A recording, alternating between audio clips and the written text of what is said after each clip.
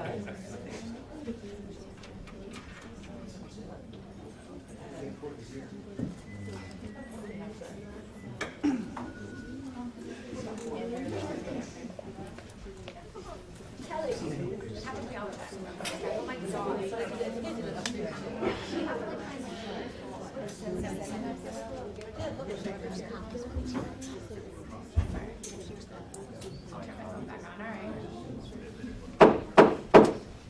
will call this meeting of the Stratford Board of Education to order at 7:15. Today is Monday, November 28th. My name is Andrew Corcoran, Board Chair. We do have a quorum. Thank you everybody for coming. And Mrs. Wiltie, will you please lead us in the invocation and pledge? Sure will. Everyone please stand.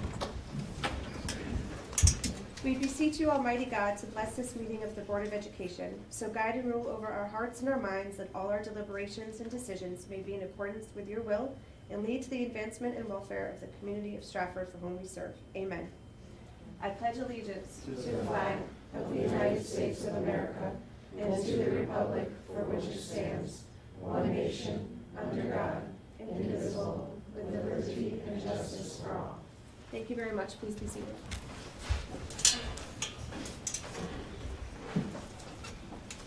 Thank you, Mrs. Wiltie. And we will begin this evening with our student representative reports. And first up from Stratford High School, Tiana.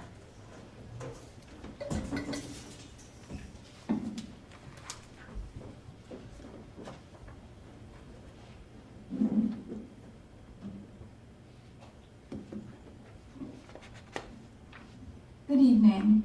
On behalf of Stratford High School, I sincerely hope that you all had a wonderful Thanksgiving and spent some quality time with your family, friends, and loved ones. A lot has been going on at SHS since the last board meeting. On October 28th, we held our first pep rally in 3 years to celebrate our fall student athletes and homecoming for the Red Devils football team. It was a truly special event to see 1,145 students in the gym for a full school activity.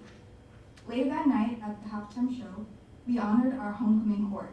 They were freshmen Josh Dribby and Madison Vasquez, sophomores Kyle August and Willow Tinajero, juniors Daniel Brennan and Natalie Rivera, and seniors Amos Colocho and Edie McRae.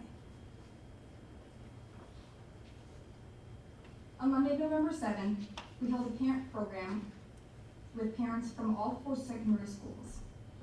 Through the use of the Title I funds, we were able to bring Jeff Yeldon to Stratford. Jeff spoke with parents about teen mental health and the importance of normalizing the conversations at school and at home.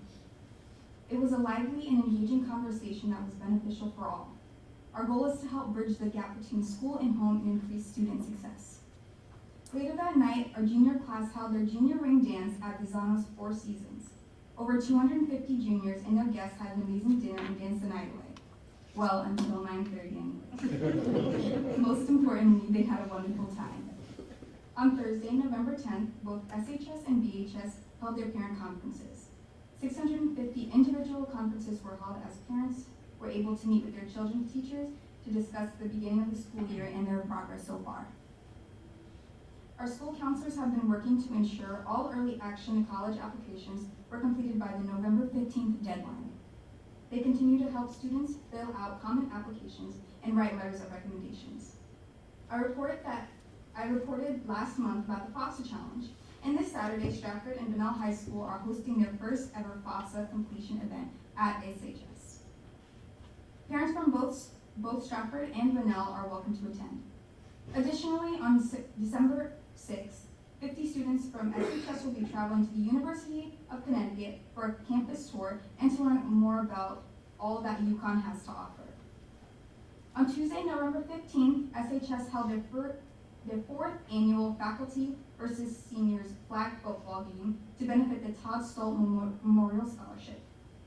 While the faculty remained undefeated, the true measure of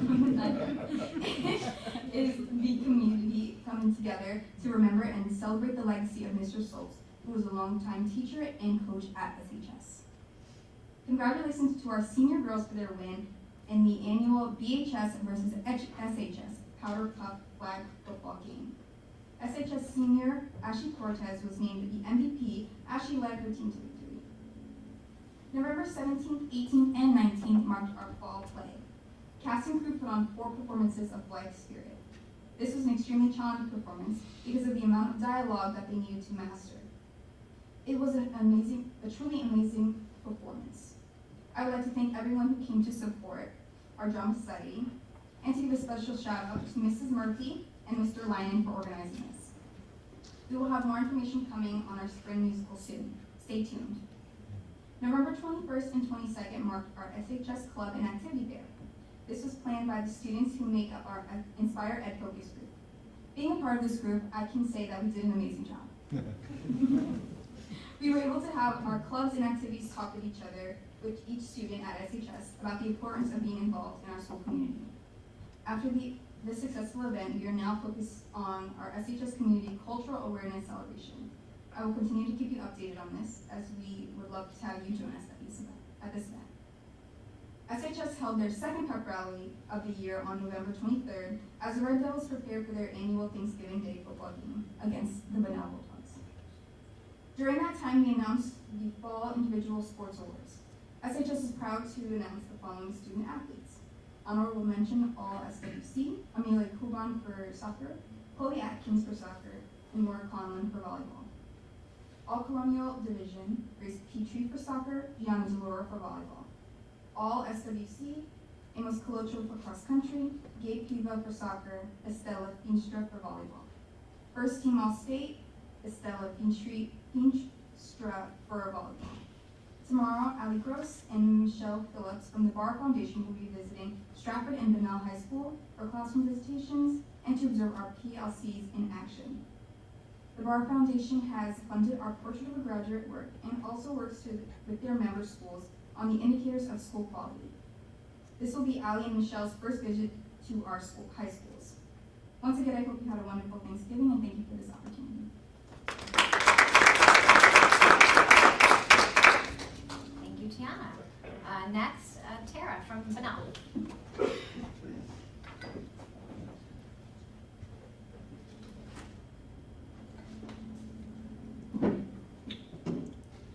Good evening, everyone. My name is Terrence Ken, and it is a pleasure to be addressing you this evening. Congratulations are in order to Mr. Spatrino in our AP Computer Science program. Earlier this month, Mr. Spatrino was awarded $1,000 on behalf of the Expanding Computing Education Pathways Alliance nonprofit organization. Bunnell is one of only 8 high schools in the state to offer computer science courses to an above average number of underrepresented minority students based on public data from the state. Thank you, Mr. Spatrino, for your excellence in building our AP Computer Science program.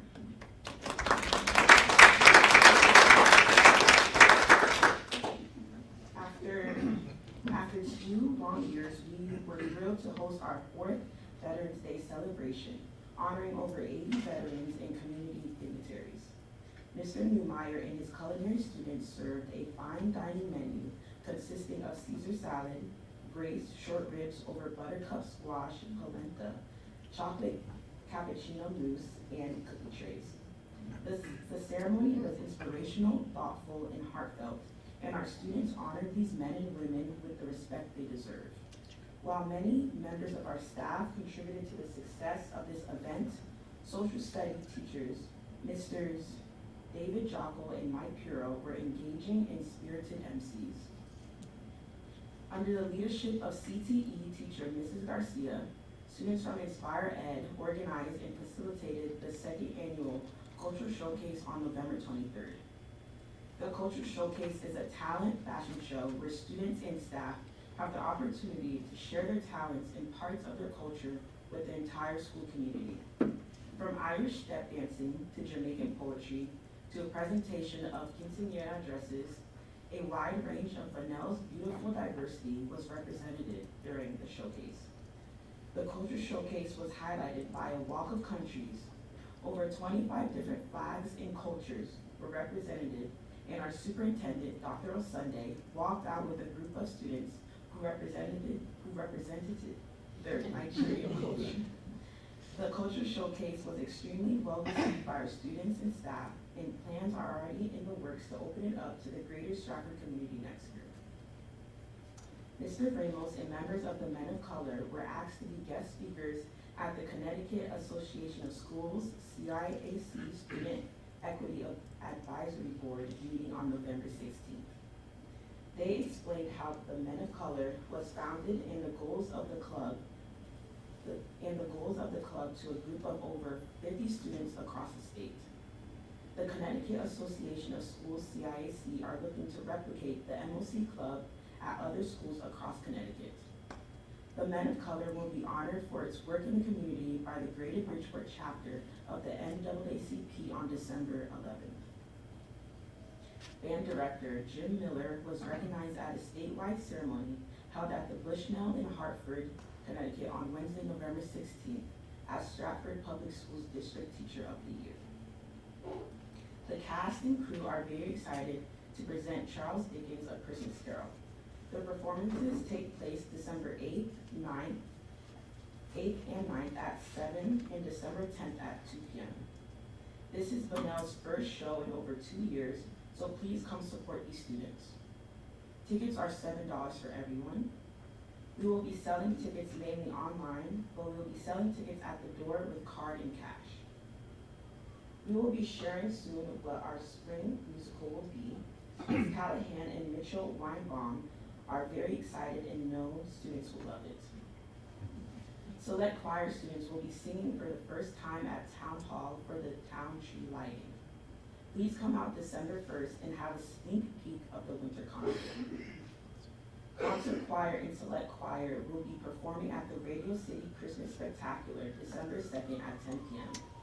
We are excited to have our students perform and to have a spectacular performance opportunity. The Music Winter Concert will be held on December 20th at 7 p.m. featuring band, choir, and orchestra performing.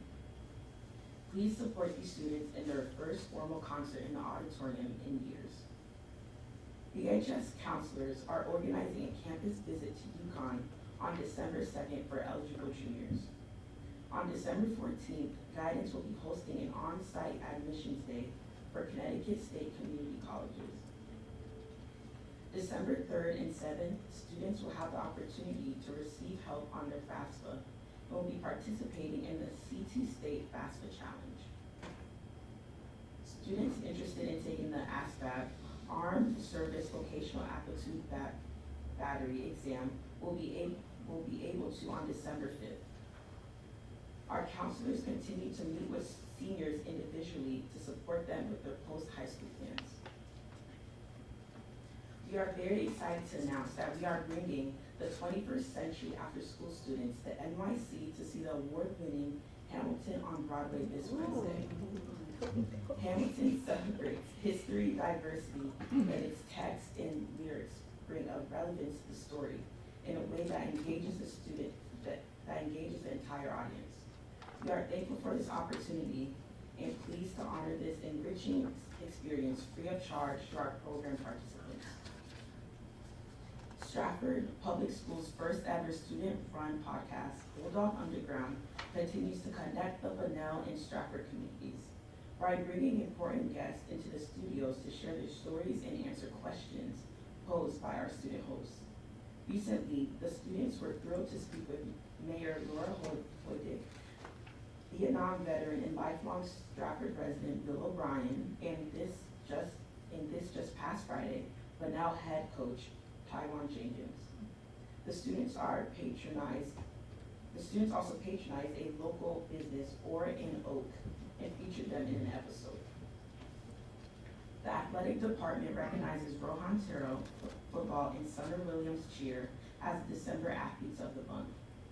On December 6th, Bunnell Winter Sports Captains will be attending the SWC Captains Council meeting at Bethel High School. This will be an opportunity for our winter captains to meet with student leaders from other schools within our league to discuss sportsmanship, leadership, and the class act initiative. Maya Soto, girls soccer, and Diala Kowan, boys soccer, received all SWC first team honors this fall. In science, students have wrapped up learning lab techniques such as micropipetting and DNA sequencing in their biotechnology class. After researching the different parts of the brain, students are preparing to dissect sheep brains in their neuroscience class. The now physics teacher, Ms. Brecker, co-leads the National Network of State Teachers of the Year, FOIA STEM Fellowship, which Mrs. Khan, Bunnell's Science Department head, is a fellow of. Through the fellowship, Mrs. Khan and Ms. Brecker co-authored the High School STEM Career Engagement Guide, which was featured in the November 9th Education Week issue titled How Bringing STEM Experts into the Classroom Can Help Engage Students. Students at Bunnell continue to engage in challenging new pursuits and courses ranging from foundational algebra skills through advanced placement coursework in calculus and statistics.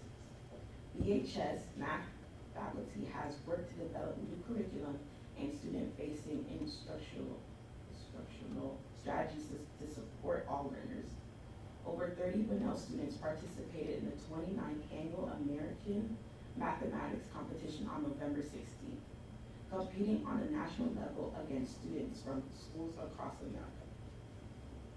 The Bunnell Student Government Association hosted a blood drive on November 17th. 40 people, including students, staff, parents, and Bunnell community members signed up to donate. The Red Cross said this was the largest blood drive that a school has hosted this year. Thank you for your time and have a nice rest of your evening. Thank you, Tara. Ladies, thank you so much for keeping us up to date always. It sounds like there's a lot of awesome stuff happening.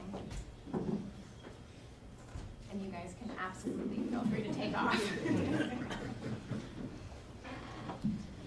We will move on to our presentations. I'm going to pass it off to Dr. Sunday. Sure. Thank you, Madam Chair. It is my distinct honor to call up a few of our professional teachers. Stratford Public Schools is the 15th largest school district in the state of Connecticut. And ultimately, every year we're only allowed to select one teacher of the year, but the group of teachers I will name in a few moments here are worthy of that distinction as well. They have found a way through the academic year to distinguish themselves by way of the quality of instruction they provide to students, the support they provide to students, the way they work with families, the way they've collaborated with colleagues. I'm going to read off 4 names, and I would ask that they come up for a quick photo op. I would also ask our members of the selection committee to maybe pop up here as well for the photo op, and also invite SEA President Mike Fiorello, executives Kristen Rickard, and I don't see Robin here, but perhaps she can pop up here and join for a photo op. Again, a distinguished group of educators from Franklin Elementary School, Ms. Randy Willett.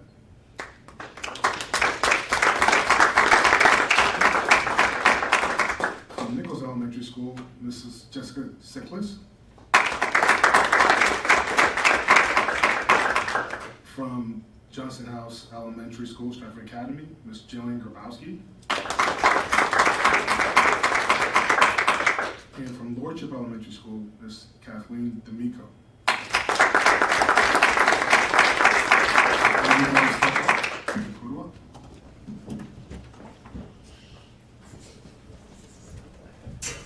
You'll be sharing that, right? No, I can't. You get to be in the center. I know. Oh, thanks. I'm just on the end. I'll stay. Where's Dr. Sunday? He's got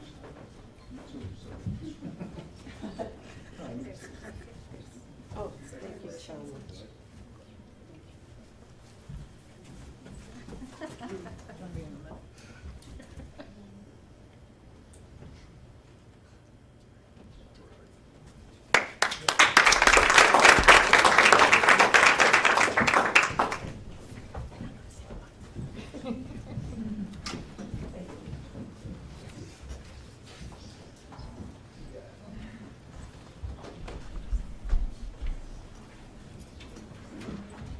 Again, it's no easy feat to be recognized by your peers in the district with almost 600 certified teachers. These individuals have found a way to distinguish themselves, so thank you so much for all you do for our kids and all you do with our colleagues.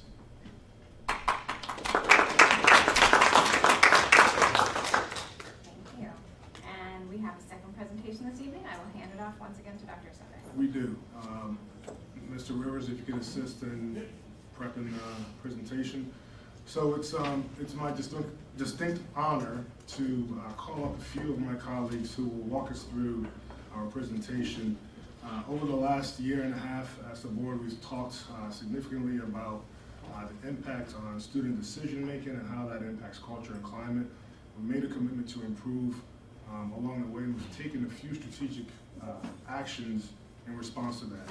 I think if you take a look at this academic year and, if we're able to put our thumbs on some of the staffing shortage issues, I would say that Stratford Public Schools is having a pretty quality year.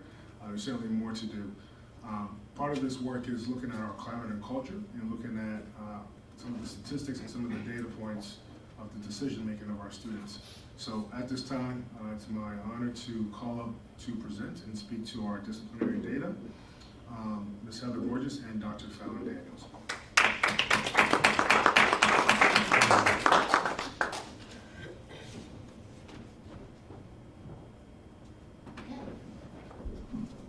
Good evening, everyone. Again, I'm Dr. Daniels and Ms. Borges, and we are going to co-present some data today in regards to our discipline numbers. First, I want to provide you with the context for the presentation, which allows you to understand how we collect data regularly at Stratford Public Schools. So we have internal data systems in which we are looking at suspension numbers by students and number of times that students are suspended.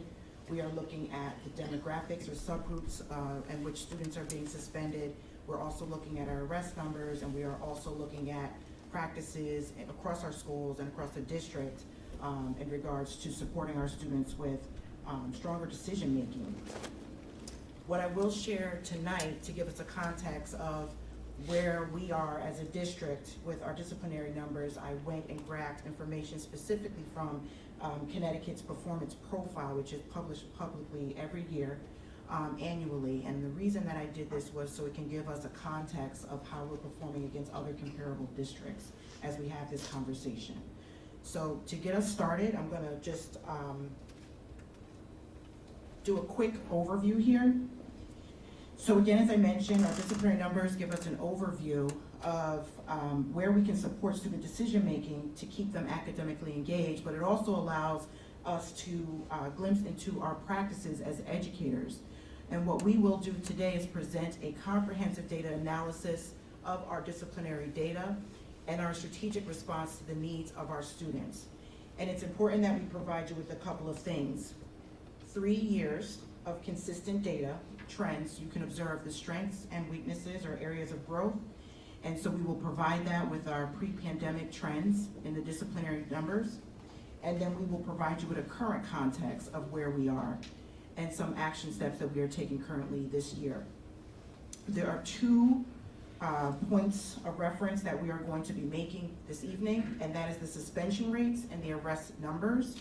To provide you with an understanding of what that means, our suspension rates are the percentage of students with at least 1 suspension. Okay, so I want to make that very clear. Or an expulsion. So it's not how many times a student has been suspended or how many suspensions we've issued. It's each unique student that has been assigned a suspension or an expulsion.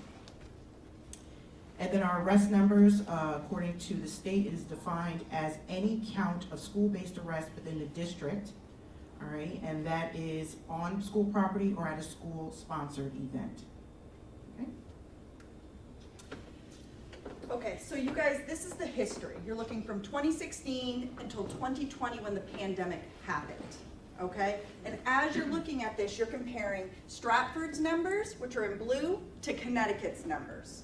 And remember, she said these are percentages. So this is the percentage of students who had an expulsion or a suspension in each of these years. You can see in 2017 and 2018, there is a little bit of a spike in our disciplinary actions. When you dig deep in that data, what you'll find are those are the years where we had an increase in student vaping at the secondary level, which caused an increase in disciplinary actions. Okay, another spike could have come because we also changed our approach to how we worked with students, changed during the 2017 to 2020 years as we went into restorative practices. When the schools first initially became trained in restorative practices, the trainer said, you may see a spike because students are going to press and challenge those new practices of how we're approaching things. And then you should see a decline. In 2019 and 2020, that's the pandemic year. So the numbers are lower because we ended school sooner. Okay, so know that when you're looking at that set of numbers. Can you go to the next? The next slide isn't a percentage. These are the actual number of arrests. Remember, she defined arrests as what happens in school or out of school function. Okay, again, you're gonna see this spike. And when we dig deeper into the reasons for the arrests, those were arrest tickets mostly issued due to the use of vaping at our secondary schools. That was the year where the police department decided they were going to make sure they ticketed for vaping. The following year, they took a different approach, which is why you see a decrease for the vaping, okay? So those are the specific arrests within our public schools over the course, and you can see in 1920, that's the pandemic year, okay? Now remember, these are not in town, these are at school events or in our school buildings. And that's the exact number. So you have 16, 47, 33, and 36.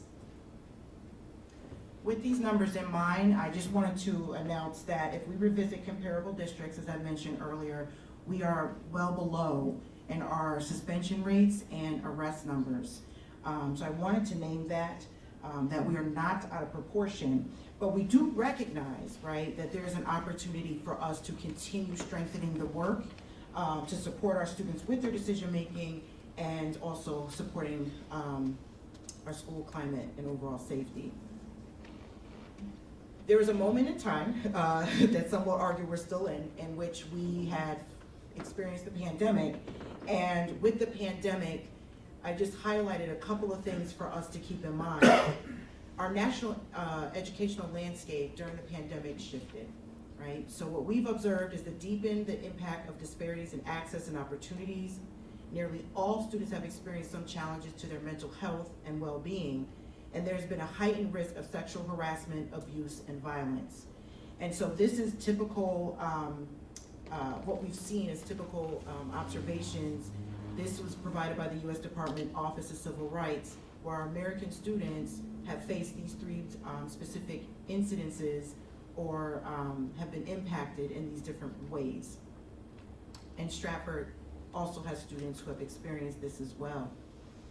And so we had to be very specific and strategic in our response, which Ms. Borges, you will come up with. So you guys asked for the discipline numbers, and those are super important, and we're glad we're able to provide you with those. But what's more important than those numbers is what we are doing. What are we currently doing in Stratford to decrease the number of incidences? What are we doing to support our students with their mental health and with their behavioral choices within our buildings, okay?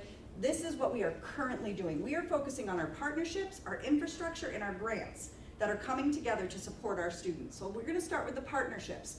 We're continuing with Ruler. We're in year 3 of Ruler. I know some of you attended your Ruler sessions at your schools because we are working with our communities to help our community understand what Ruler is doing for our students' social and emotional well-being and help provide some tools for them to be able to take home, okay? That isn't gonna end.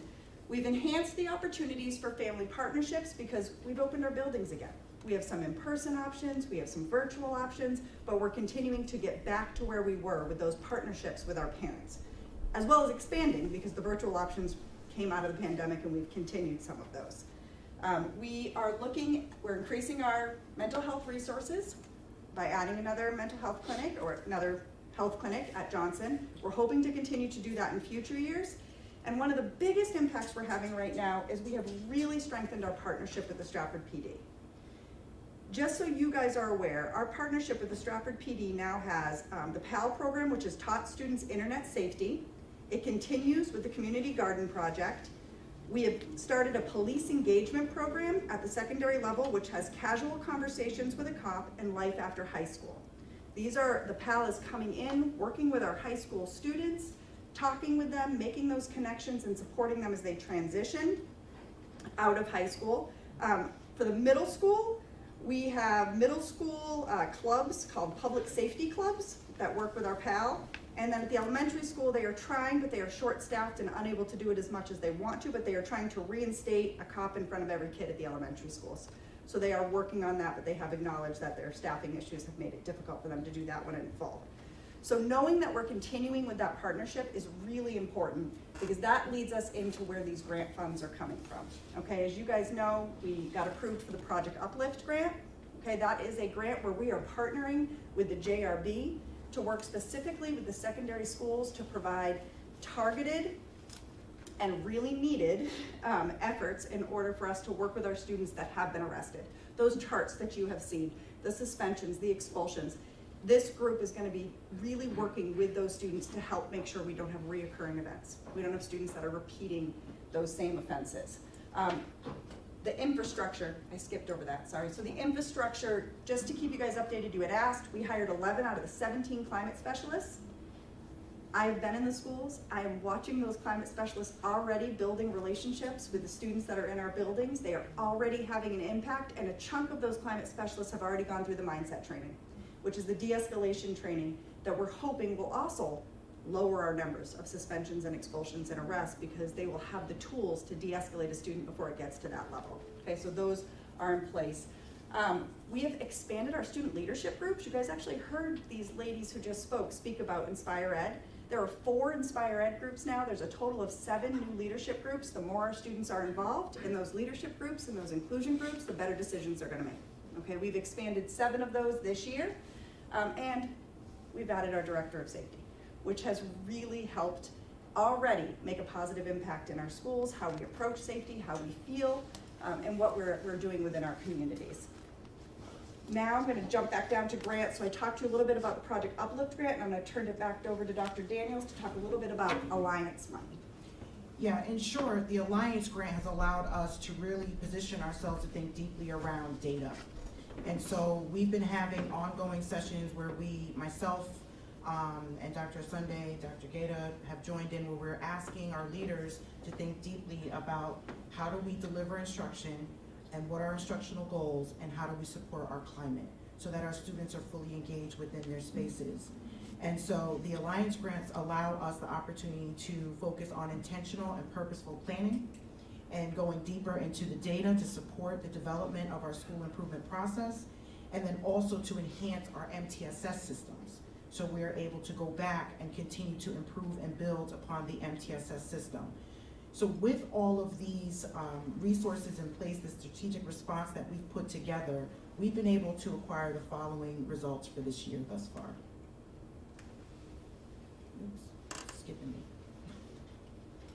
So this is our current report on disciplinary data. In the 18-19 school year pre-pandemic, we had a suspension rate of 8.1. This year it's a little bit higher. It's 8.7, last year, 21-22 is a little bit higher. And this makes sense because of what we just heard about the research and the trends nationally that was released by the U.S. Department Office of Civil Rights. We know that those numbers have gone up. The arrest numbers from the 18-19 pre-pandemic were at 33, but dropped significantly by 48% in the 21-22 school year post-pandemic. So we see those changes there. When we look at November last year and November this year, we see some small dips that have occurred. We see a dip in the suspension expulsion rate, and we see a dip in our arrest numbers. It is intended that we will continue to move forward with our data teaming, talking about strategies, continue with our student leadership groups and other responses that we've done thus far to improve the educational experiences for our students and what will support them and their decision making, and also allowing the conditions for our educators to reflect on data and think about best ways and best practices for student engagement. So we leave you with this, which is our next steps, and it's an opportunity for all of us collectively to work towards the improvement of our educational setting. And so we want to continue the existing work that we've identified so far and continue some future work in the following areas. So again, continuing the use of the data analysis process to look at disciplinary numbers and looking at other data points that will inform how we are doing as a school and how are we supporting our students. We also want to continue the use of our school improvement plan to support schools and thinking about strategic action steps to foster student learning outcomes.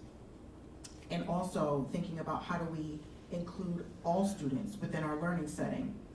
In addition, we want to continue our stakeholder communication on SPS communication on performance and outcomes there and other relevant updates. And then also our research resources and other opportunities for staff development. So as we've done with our grants already and other spaces, we would like to continue that work. We intend to continue that work because we're noticing that we are showing gains in areas as a result of that. And that's about it. Do you guys have any questions? Yes, before we move on to Mr. Castro, we'll give a few questions. You guys, I would just like to ask board members as we formulate our questions, please keep them broad, no questions about specific incidents or specific people. And so are there any questions? Mr. Hendrick? Sure. So, most of the suspension arrest records are for some of maybe the more egregious incidents. What kind of disciplinary actions are we taking for, like those kids say, middle of the road, mischievous, disruptive kids who are in the classroom, making it a little more difficult for learning of those who actually want to be there? Yeah, so Heather had already talked a little bit about the restorative practices across the school, so I'll allow her to talk a little bit about that because sometimes we do see those type of disruptions in our spaces, and it is very important that we understand what the behavior is actually communicating. And so, Heather, if you want to talk a little bit about the restorative piece, because that does talk about how to engage our students. So Mike, I think it really depends on what the act is, right? And how egregious and disruptive it is, because there are layers that our principals have in place in order to support our learning in the classroom and in order to support our students. So part of the reason the climate specialists are there is because sometimes a kid just needs to go for a walk, right? So if you're at an elementary school, you're being a little bit disruptive, but you're not so much where you're gonna get suspended, but you need a break, right? That's why those climate specialists can take you out, help you de-escalate, and return to the class to not be disruptive. If you're at a level where you truly are disrupting, you may need to be removed from the class for a little bit, and they have spaces. Dr. Graff, will you share the name of your space that you have? Ours is called the Meta Moment Center. And we have the Restorative Learning Center. Okay, so those are places where students can maybe not go for a whole day, but maybe just for a little bit, or for the whole day if they need it, but that would be actual, that would count as a suspension, but it's a place in which children can work on what they need to work on in order to return to the class. And I think that that's really what everyone's trying to get better at, the tools for those intermediate ones so they don't end up with larger suspensions. And is there levels of discipline that follow that so that the child or the kid or the young adult doesn't use that as just a tool to Yes. manipulate the staff? Yeah, and there's logging. So part of the data we get is because we log all of the disciplinary infractions. So Dr. Graff and Mr. Delapiano can, I know, how can I forget your name? And Mr. Delapiano can say, well, Mr. Henrik in such class has now been removed 4 different times so that, because it's all logged, so that they can work with you to make sure that you have the support you need to stay in class. And I just want to add, with the MTSS process, they are looking at academics, they are discussing behavior, they're discussing attendance, because in those spaces where they have a deep dive into what practices do we need to implement to support those students with sustaining their learning in the classroom, so they're not pulled out as much and that they're getting the resources that they need. So that's why that MTSS process is very significant. Thank you.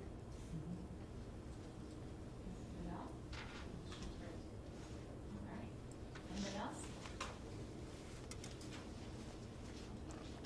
Well, okay. Ladies, thank you so much. So,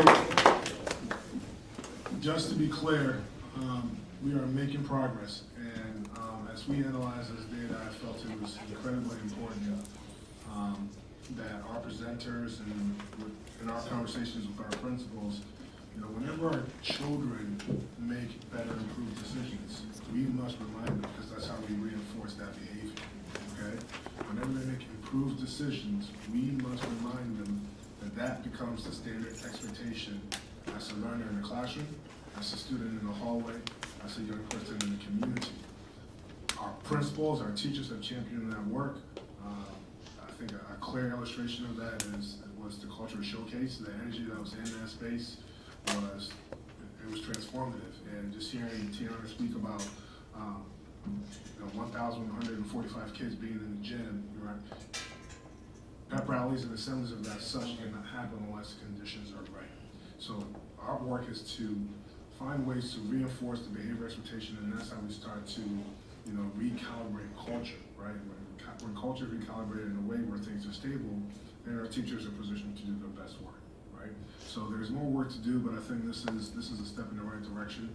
We're going to continue to stay in a refined improvement process and continue to ebb and flow as we need to.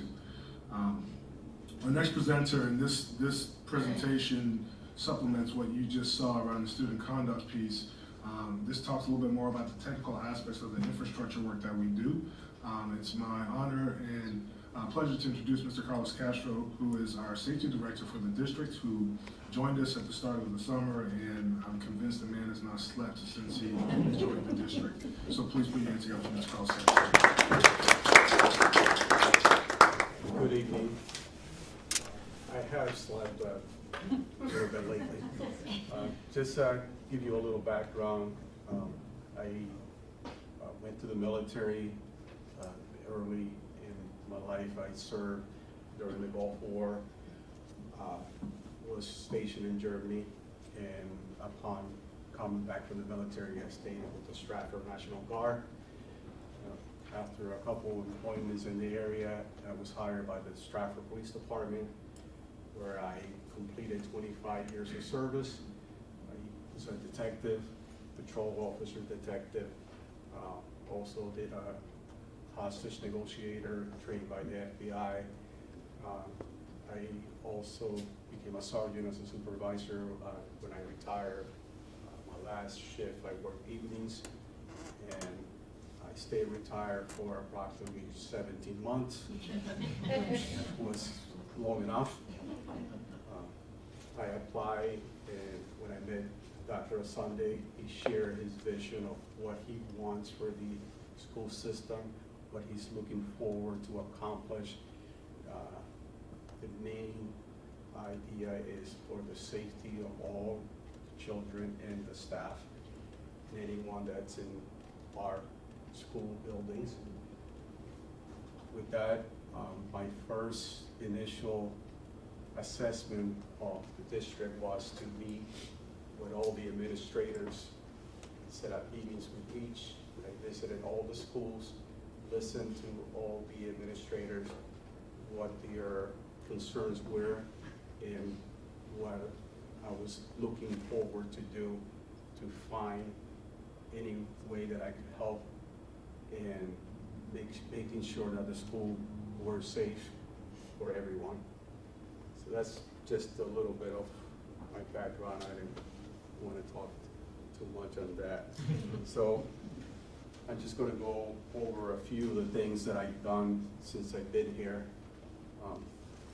Teresa will say that it's a lot, but okay. One of the things that when I first started, I'm looking at all the concerns with the schools. As an example, Worship School had cameras, but the administrator was not able to see anything that was reported in her building. And she says, I don't understand why I can't. And in cooperation with Mr. Rivers, that was done immediately. The principal and the administrators of the school have the ability to review their cameras for any problems, anything that happens at the schools. Many of the schools had issues, basic issues, which I expressed to all the administrators. The security of the building, a door, outside door that doesn't close properly. To me, I treat that as an emergency. It's in today's world, that is an emergency. There's process for work orders and all that, but all of the administrators have my contact, and I said, anything like that, call me directly, doesn't matter what time or time of day or whatever time it is, I will make sure that the problem is fixed as soon as possible. Most of the time it's done the first day.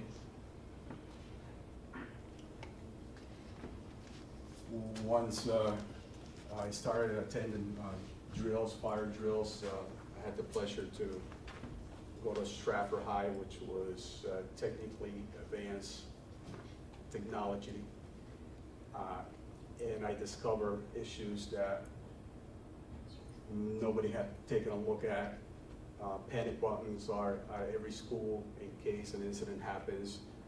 They press this button, the alarm company, Sonitrol, will notify the police department. And the first time that we did at Stratford High, it was a big concern for me. The time was an issue for me, how long it took. It bothered me so much that I was trying to figure out what happened that day, that for the first time, I think I did here a month or so, I called up, there was Sunday, 8 o'clock at night, and I said, I have this issue, this is bothering me. And I put out an email to the administrators, and it was a matter of the alarm company, Sonitrol, the way they were contacting the police dispatch. They're out of state, so they can't dial 911. They're using a regular landline to call dispatch. Dispatch doesn't know that this is an alarm company coming from the schools. So in working with cooperation with the town, Mr. Ceccarelli Dispatch Center, we came up with an idea of a separate ringtone only dedicated to that number that the alarm company is calling from. So that's still in the works. Dispatchers were trained that the alarm company is calling from this specific number. So now that time that it takes to contact the police, if a panic button is pressed, it was greatly reduced from the first time that I went to my first fire drill. When I arrived, in cooperation with Richard Ruggiero, the schools had what is called blue lights outside the schools. This is to alert any first responders, any staff, that an incident is happening inside the school. And those lights had, they've been with the school system for a few years now, and they were being replaced. But also, the need for having lights, the same blue lights inside the schools, because there are areas of the schools that if an emergency happens and the administrators are trying to deliver a message to the entire school, they might not hear it. It might be in the cafeteria, the gymnasium, it could be in areas where the sound, they want to receive that message. So every school, we're in the process of installing 10 blue lights inside the schools in key areas. So in cooperation with Mr. Ruggiero and I, we've been walking the schools and giving our ideas where we're putting all these lights, so everyone could be alert and know if an incident is happening. Also, when I arrived, there was in place replacing cameras for Johnson Academy. Video cameras were placed there. We placed also some chapel that were needed, and we're working on getting more cameras to make sure that all the schools have the appropriate number of cameras, and we can move forward with that safety in mind to make sure that everything that happens at the school is reported.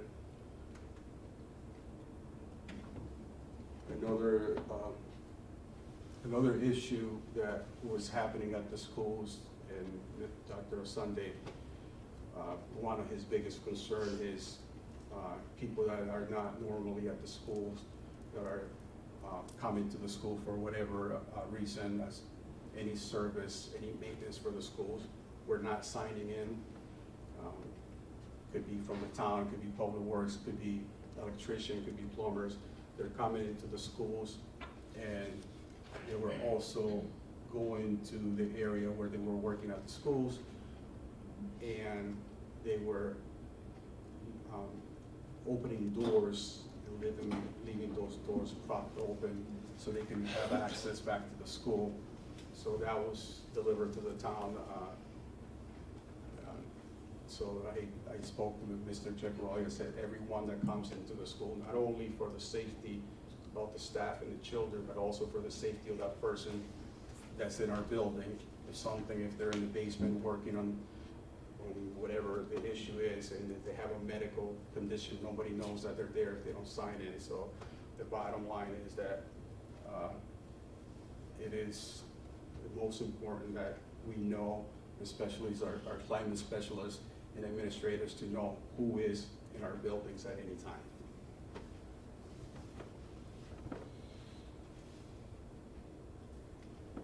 Going back to the panic buttons, I made it a point that I attended all the fire drills and all the lockdown drills at all the schools.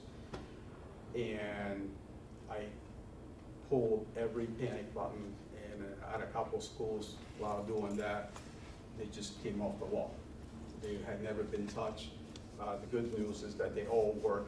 They all deliver the message to the alarm company. But again, with our cooperation with Mr. Ruggiero, anything that we find that needs immediate attention, it's taken care of the same day, at the latest the next day, if it's not something that we can fix immediately.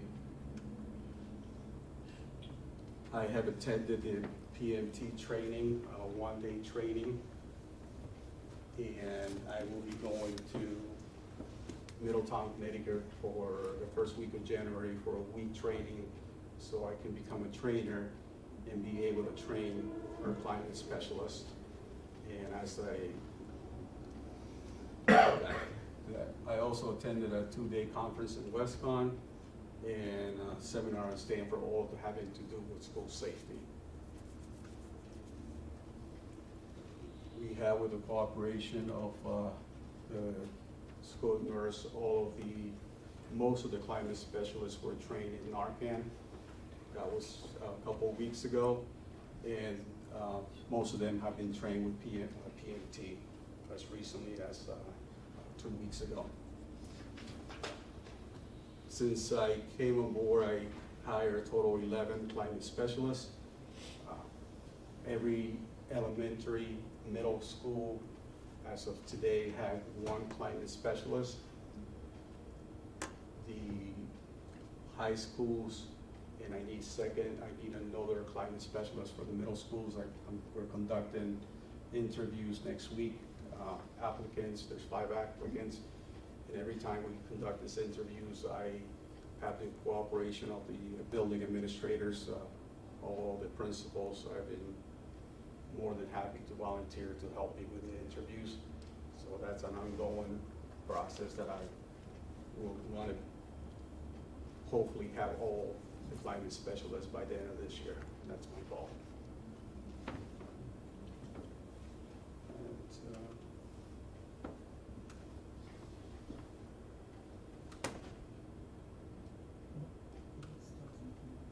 Well, I think that's the last slide. that's it? Yep. That was exciting. Any questions? On board. Mrs. Wilson? I won't raise this as a question, but as a gratitude. I guess it's nice to see all that was accomplished in the short time that you've been here, but also I think I'm gonna leave tonight with a little bit extreme gratitude, not a little bit. The idea that doors are popped open. I mean, people watch the news. They know what happens in schools and things like that happen. So I appreciate the attention that you're bringing to keeping our kids safe. So, thank you. You're welcome. Yes, ma'am. No, go ahead. I was just gonna make a summarizing statement, but if you have a question. I just had a quick question. I echo Mrs. Wiltsey's sentiment, and thank you for a mom as well. And, you know, I can thank you for helping to make our kids safe and our staff.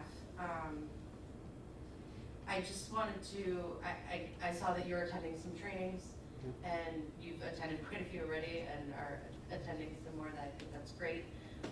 Are the same trainings, how are the trainings being offered to the staff, to the teachers? You mentioned that, you know, the climate specialists are getting certain trainings and things like that. Are the town workers are getting told that they're not supposed to leave doors open? Are trainings being offered or memos being put out to support that, or? So when I have anything to deliver to the town, any issues, my counterpart is Mr. Ceccarelli, who's in charge of the town safety. And however he handles that part of the town, I just have to let him know, you know, I don't have a say on how the town is passing that information to their employees.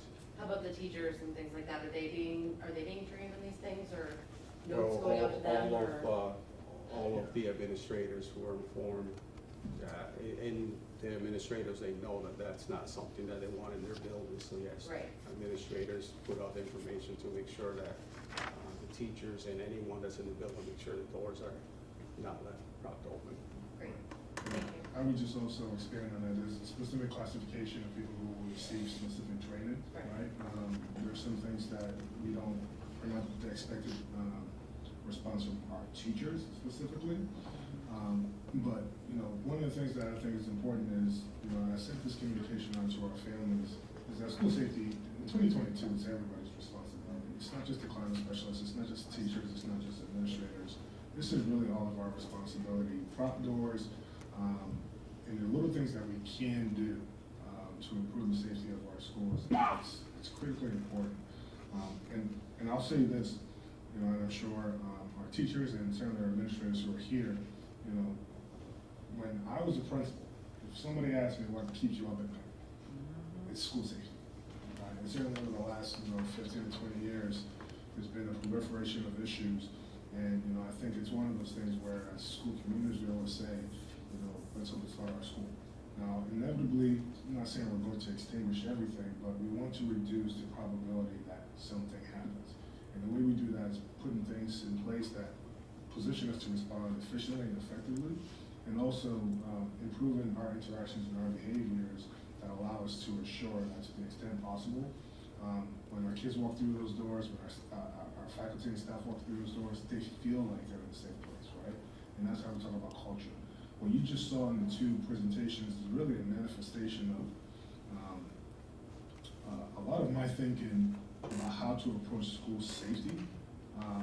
I was very deliberate this summer, sitting down with Lieutenant Eller in my office for about 3.5 hours. We were on a whiteboard and just mapped everything out. And the next piece of that work was, you know, to bring Carlos Castro on board, and we spent a lot of time this summer just kind of conceptualizing a lot of these things. His task was not to put this in motion. So school safety is ongoing work, okay? And I think I shared this with the board in September. This work never ends, okay?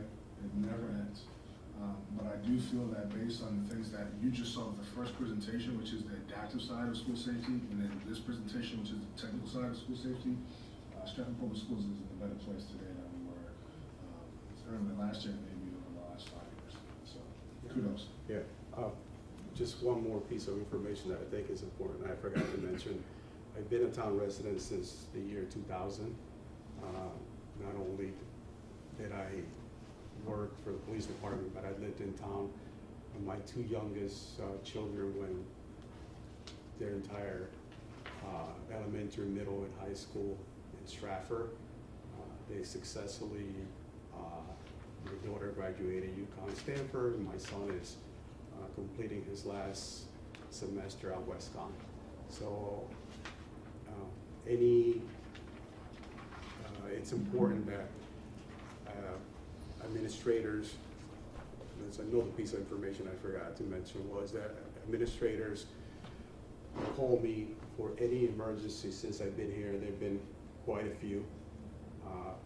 The cooperation that I received from the police department, I don't have to wonder who I need to call. I don't have to wonder who could help me at the police department.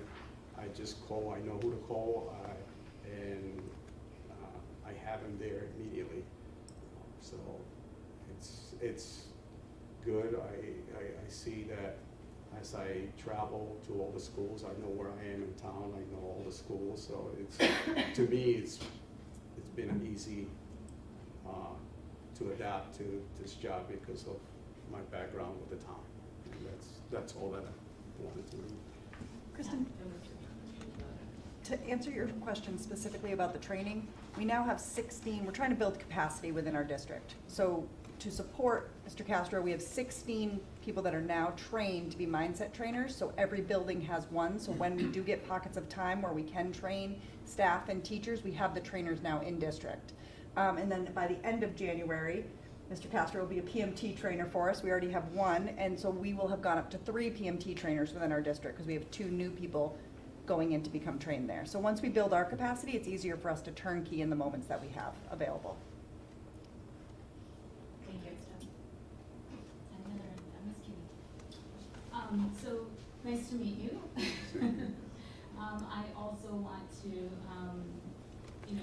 echo the sentiment here and commend you on what you've accomplished so far in the short time that you've been here. In the presentation, and I will make sure I email my questions, because I do have a lot of questions. But I'll touch on, if you don't mind, just a couple that was already kind of touched on here. In the presentation, I believe you have a bullet saying you've met with staff and briefed them on our district safety plan and protocol. So as board members, we also need to know that we're also supposed to be approving those plans that get sent to the state. I've never seen one, so I'm hoping with you on board that we will make this part of our process. Okay.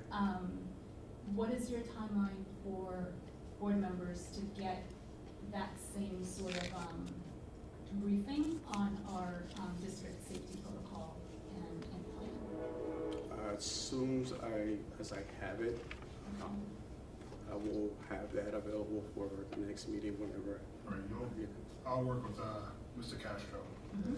All that work we have processed through my office to the board. And then, Dr. Sunday, you brought up a point that I had here as a note too, that safety is everyone's concern, right? Responsibility. Responsibility. You mentioned that there are certain things that are not necessarily to fall on the teachers, et cetera, but I would like for us to understand how are we empowering everyone?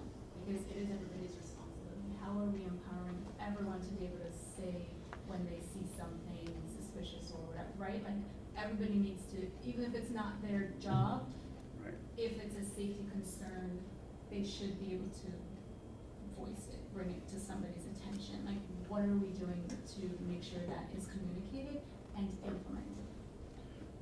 I believe that even prior to my hiring here and speaking with all the administrators, they communicate with their teachers, and everyone is aware of what's happening in today's world when it comes to school safety, and they have an understanding of the responsibility.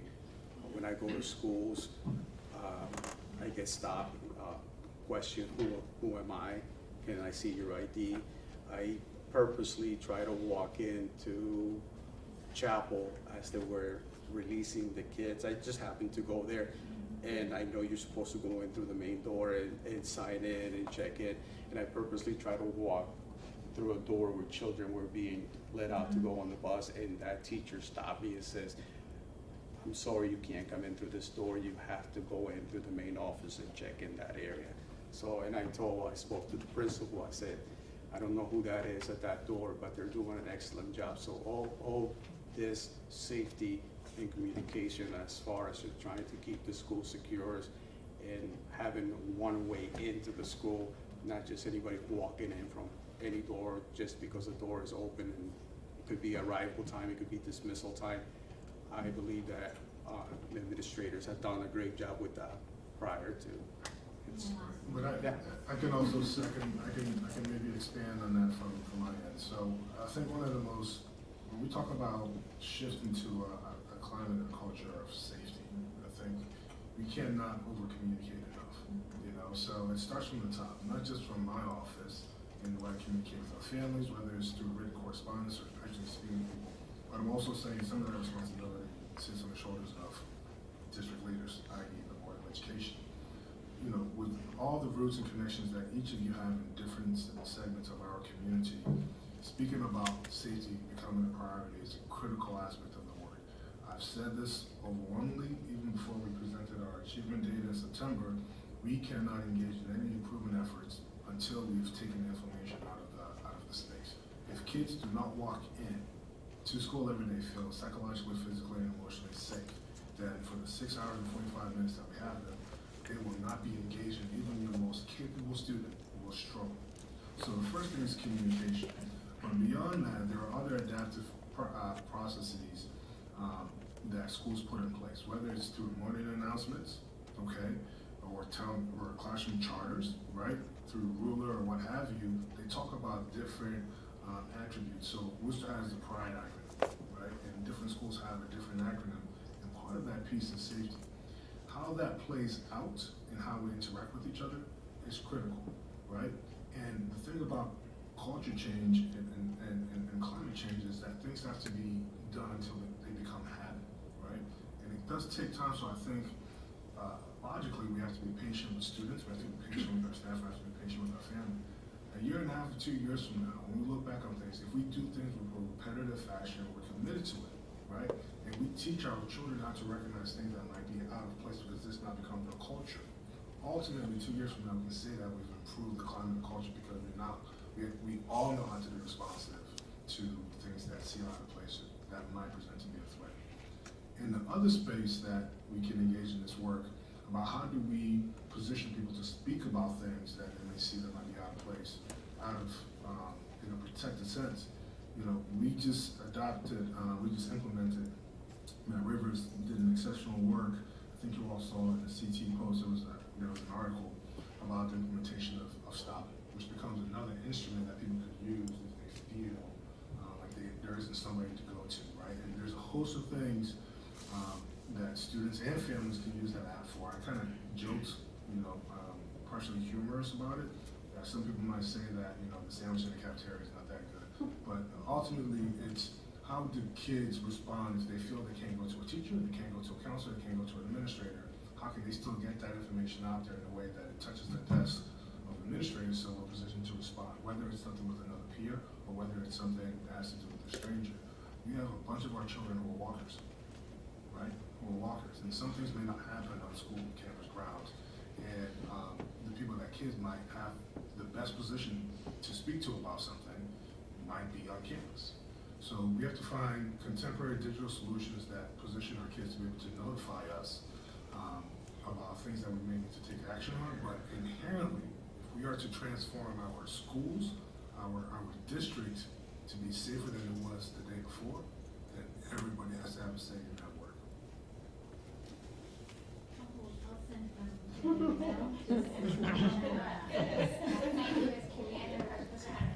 So last year, in large part or partly because of TikTok challenge, vandalism was, for a time frame rather rampant in our schools. Have you taken a look at that? And Yeah, there hasn't been that many incidents this year at all. I was told.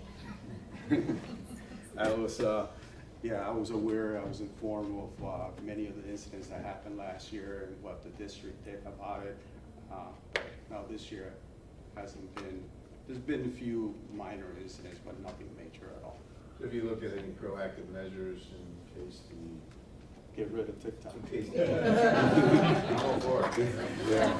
But it's not going away. Yeah. They said that about Facebook, they said that about cell Yeah, phones. well, I believe that with the addition of cameras and many of the issues last year were resolved through the cameras, the administrators and Mr. Ruggiero sitting and having a timeline of when the incident happened and who went into the bathroom, which was mainly where the incidents were happening.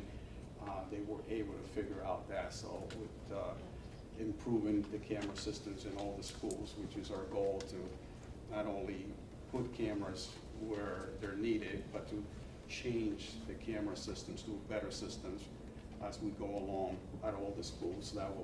That's one of the things that would help us on trying to determine would that happen. We also added climate specialists who now have positional proximity. Yeah. It serves, if you talk to Chief McNeil, you talk to Curtis Eller, they talk about that omnipresence. So in many ways, just having a cruiser in front of a campus can deter somebody who might have adaptive thoughts about, action. It serves a similar function. Just having a physical presence around any of those communal spaces can make a child think twice about engaging in an important decision around some kind of TikTok challenge.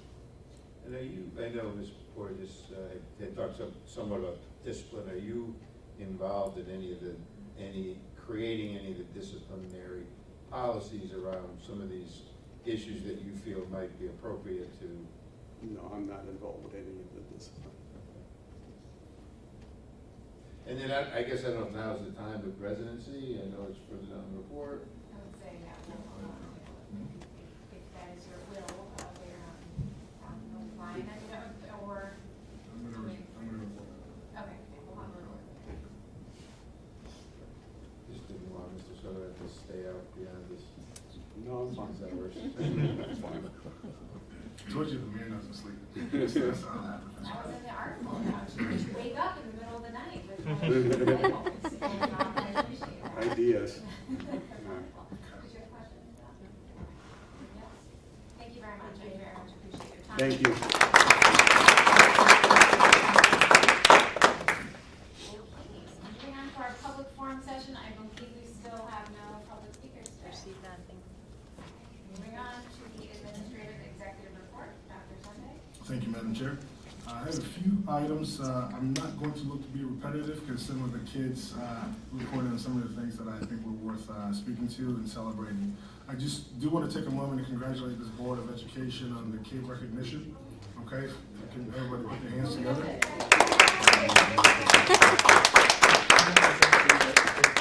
I will have to consult with the board clerk, but I believe this is the first time in quite some time that the Stratford Board of Education has received this recognition.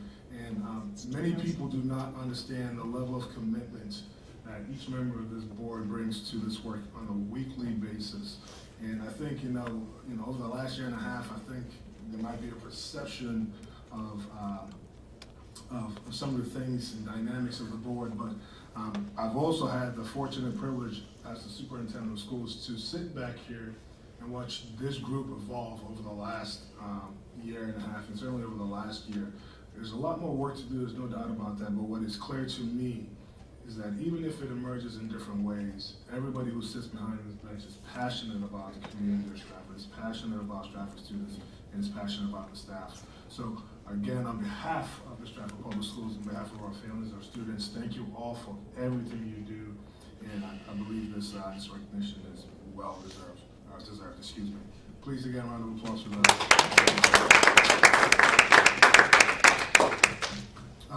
Next, I just want to do a quick recap. Again, we were able to recognize 4 outstanding educators earlier today. Earlier in the month, I had the fortunate privilege to spend time with Jim Miller in Hartford for the Teacher of the Year recognition event, and Jim obviously represented us here. I think Jim is a beacon and is the best representative of what we have here. I had a chance to sit next to him for about an hour and a half and get a chance to know him. And this man has really, listen, I had no way to one up his stories. It was impressive. And again, for 2 years in a row, we were blessed that for us as the community, as the district, our names, Jim's name was called by our own Kristen Record. So round of applause for Kristen. Just want to take a moment to make a plug and give a shout out to the Wilcoxon Fathers Club. Earlier this month, they donated about approximately $4,500 to Wilcoxon School for a variety of different grant funded programs. That's incredible. They've been a staple of that school. So I just want to take a moment to say thank you to Bobby Stanford and the rest of the gentlemen in that club.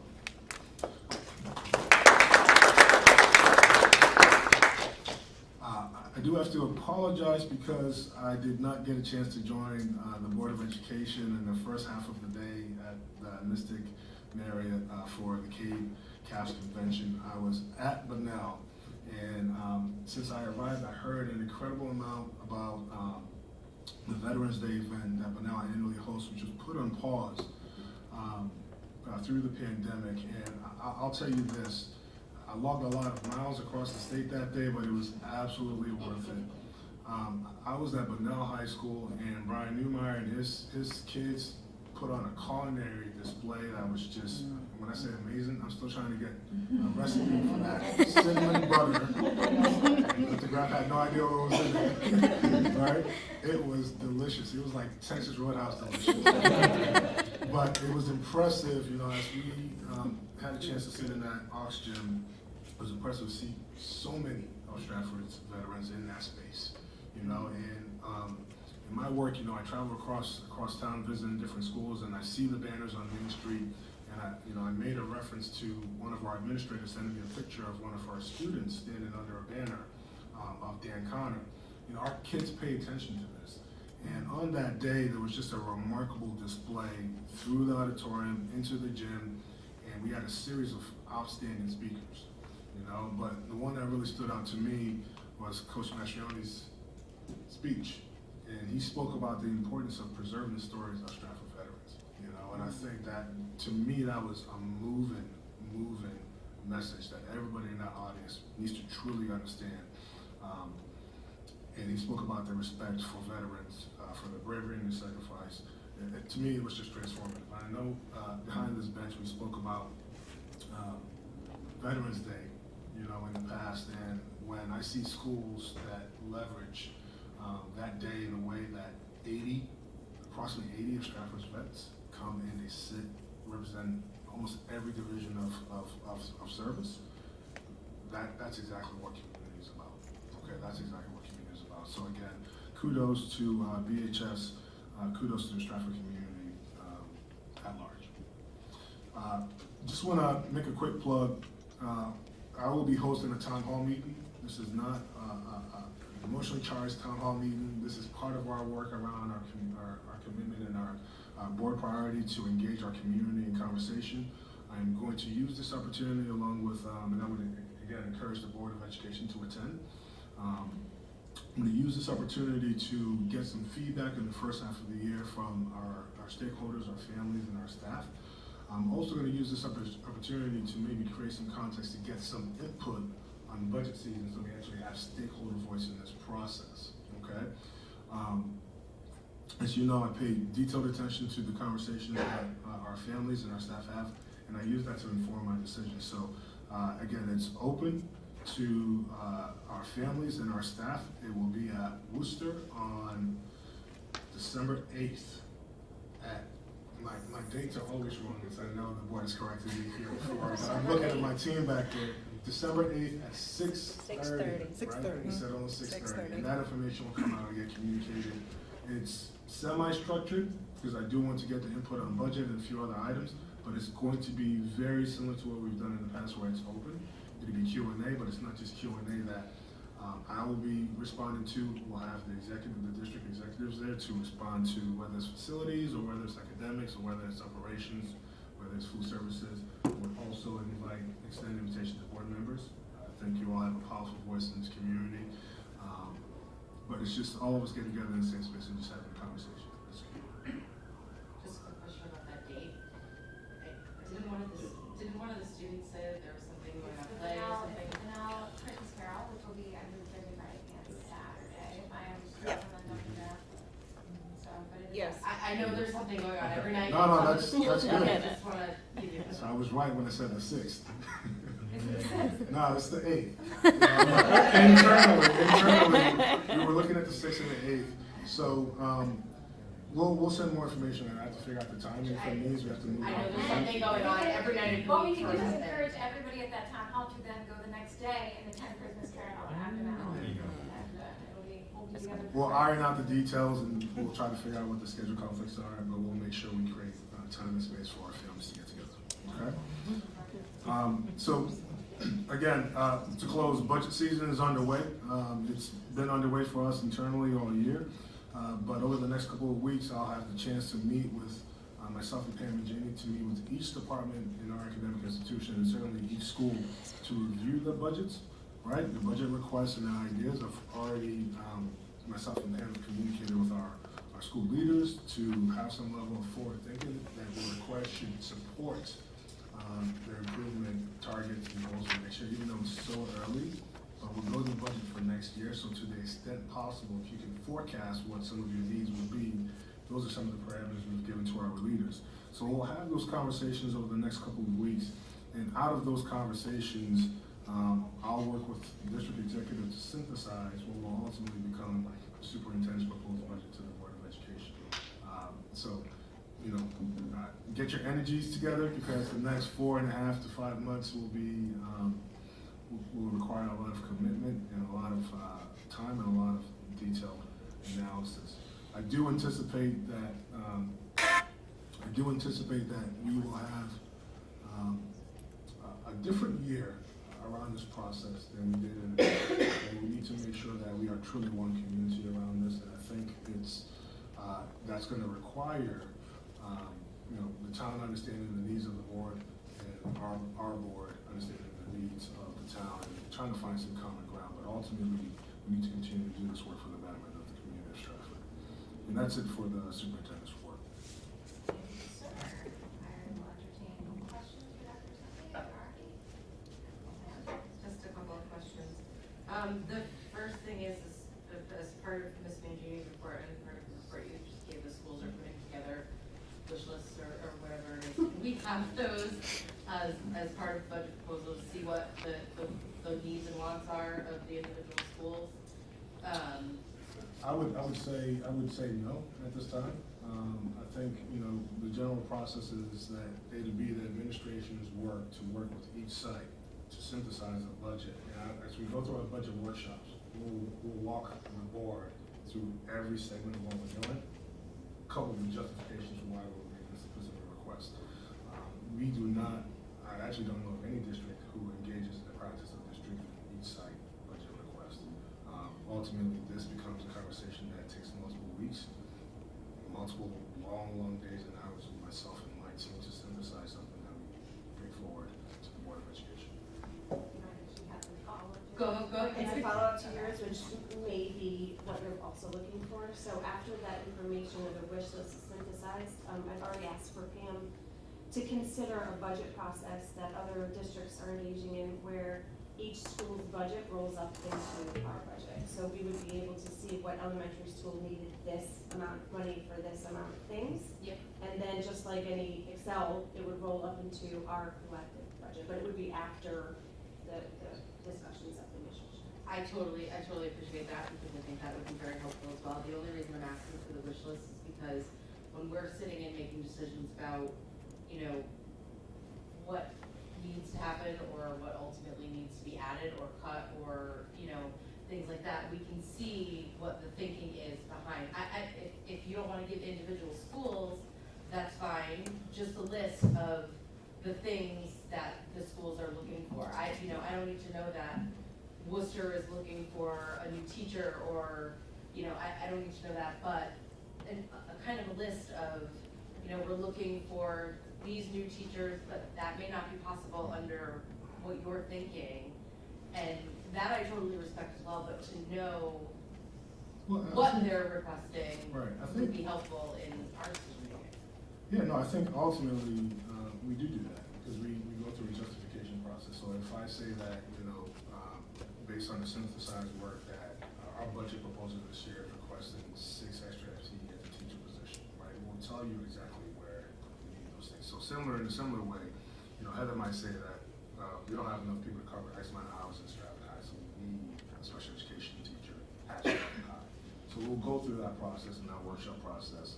But what I took away from your request is that you actually wanted actual PDF with Excel sheets around X, Y, and Z. And I think that's just, to me, that might start to slip into the weeds. There's a part of this process that the board has to trust that we do the work and spend the time with our leaders to really hear the request and then bring those things forward to the extent that we think is reasonable, right? So one of the guidance that, most of my administrators will tell you is that they ask for everything, okay, which is fine, but I can't come to the board with everything, right? Of course. I have to come to the board with things that are reasonable, and this also requires the cost analysis of historical appropriations, analyzing things against, our board or district priorities, i.e. the SOP, and making sure that there are certain things that make sense that can move the needle for us against our goals and objectives. So it takes a lot of work, and this is, for the next 6 months, this is my life, this is Pam's life, and I think there should be some level of confidence, and particularly after we've gone through that process last year. I think last year I spent a lot of time listening and not really adapting the process of the process because I needed to learn it. I think having gone through that experience last year, I'm now in a different position to say, okay, these are some of the strategic moves that we need to make from a resource allocation standpoint that will support some of the objectives against our strategy and SOP.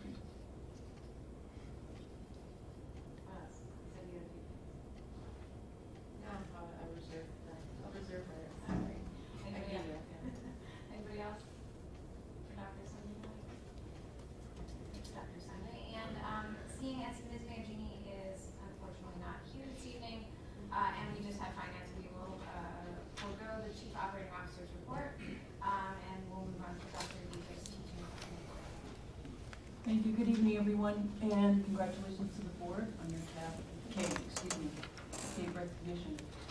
On November 8th, workshops were held in the district for school readiness staff, certified staff, pre-K-12, administrators, CIAs, secretaries, and climate specialists.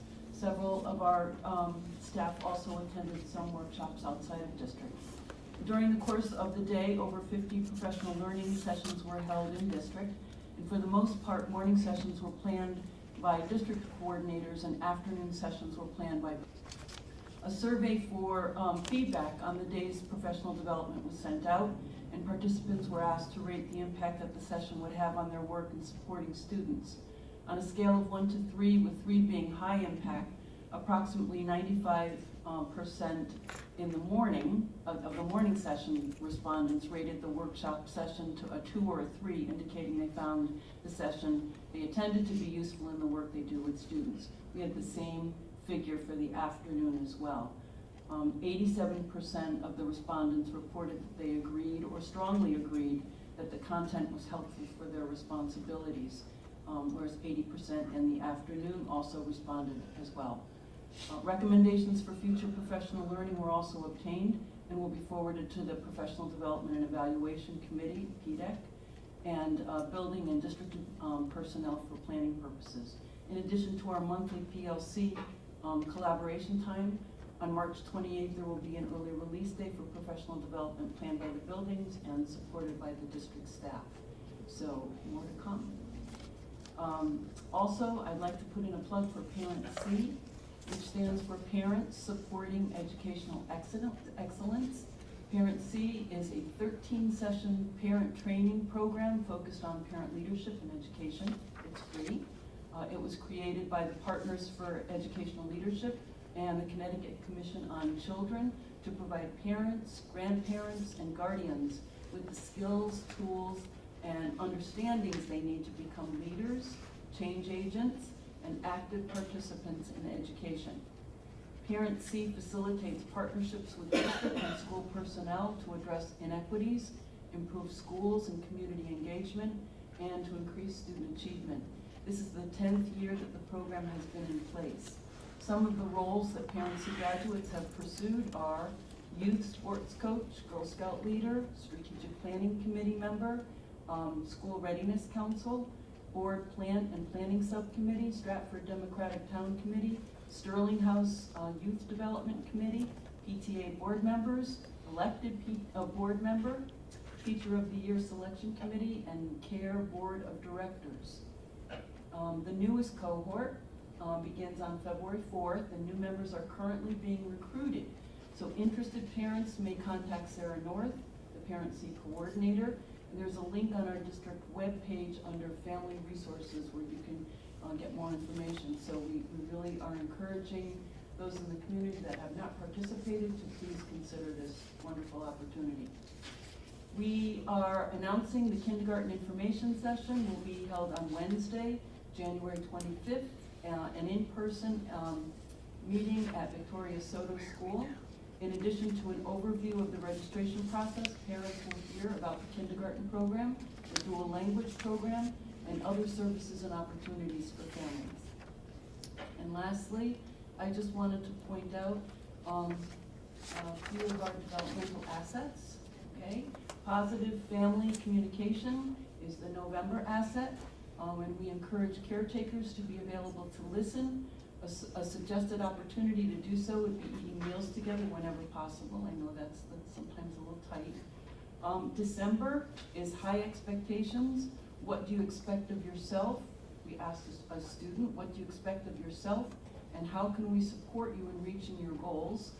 And in July, adults as role models, model respect for others, hard work, and a good attitude for our children, model responsible behavior, and volunteer as a mentor.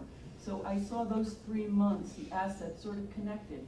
We're, creating a situation for family communication as well as always school communication, but high expectations and engaging students in conversations about what their goals are and how we can help them. And then as role models for them, share our stories and how we can engage ourselves in the community. So thank you very much.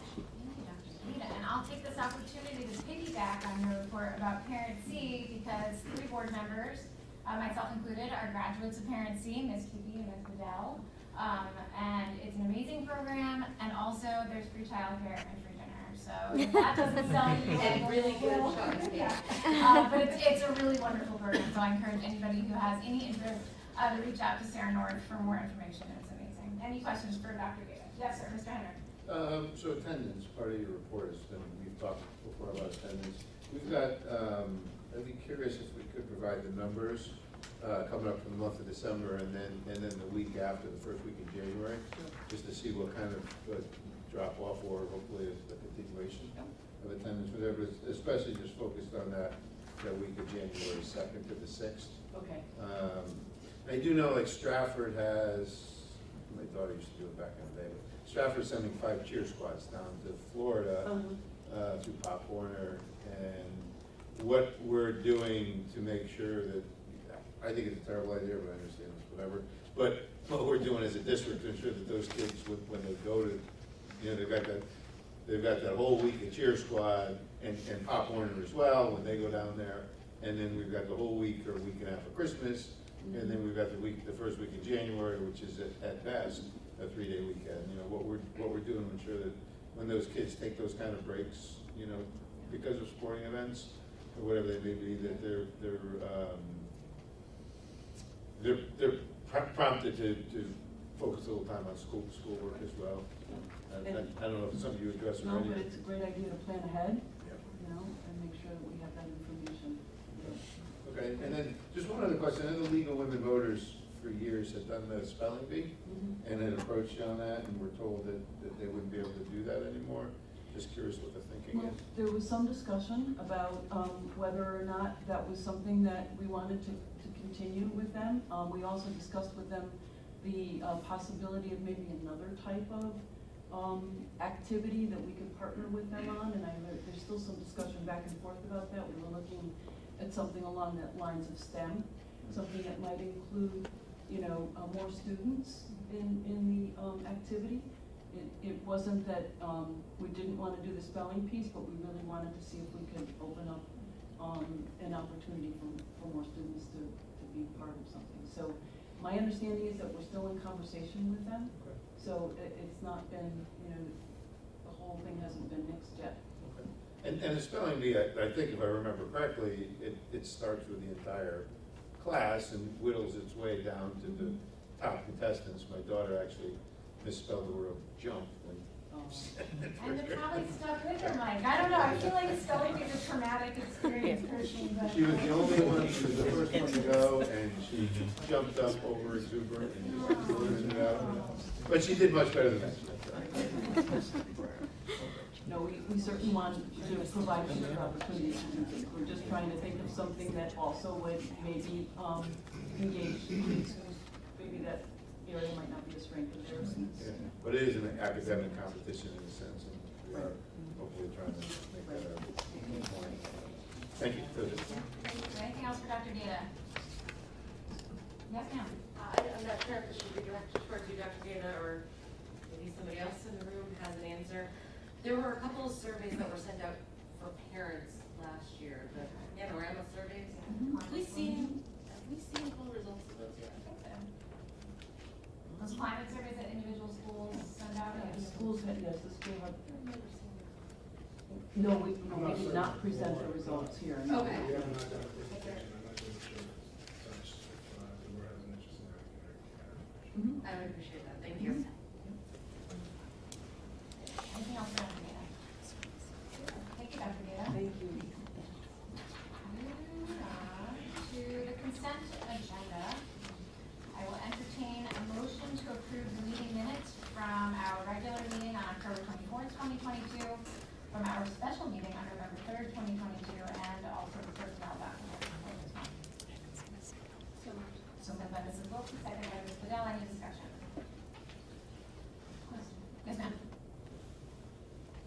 If we're approving, just for clarification, maybe you can clarify, but like if you have family members or spouse who work, should you vote on the personnel document at all? Or is the firm supposed to, is there some, I'm just curious what the process is? I think best practice is to abstain, I suppose, but I don't know if it's not in our bylaws or anything of that. Any other questions? Okay, seeing none, roll call vote. Ms. Cupie? Yes. Mrs. Wiltie? Yes. Ms. Carl-Fabian? Yes. Dr. Kennedy? Yes. Ms. Bedell? Yes. Mr. Henrik? Yes. And chair votes yes, motion passes 7-0. Moving on, we have two proposed budget transfers that were favored to the board with favorable recommendations from the finance committee. We'll take them one by one. I will entertain a motion to approve budget transfer number 1, which is to adjust accounts not to go 11 for various reasons. The total budget transfer amount is $100,913.45. So moved by Ms. Carl-Fabian, second by Mrs. Wiltie. Any discussion on that? Okay, seeing none, roll call vote. Mr. Henrik? Yes. Mrs. Bedell? Yes. Mr. Kennedy? Yes. Ms. Carl-Fabian? Yes. Mrs. Wiltie? Yes. Ms. Cupie? Yes. Chair votes yes, passes 7-0. Moving on to budget transfer number 2. This is a proposed transfer. I will entertain a motion to approve budget transfer number 2, which is a proposed transfer to clean up the year-end balances after a late entry from the town resulting in an additional transfer. The total amount is $203,527.80. So moved. So moved by Ms. Carol-Fabian. Second by Mrs. Wiltie. Any discussion on this? Thank you. Yes, sir. Yeah, as I stated in the finance committee, I think we're putting the cart before the horse. There's a whole bunch of information that we need to make an intelligent decision on this, and I think we should wait to get that information before we move in. Sure.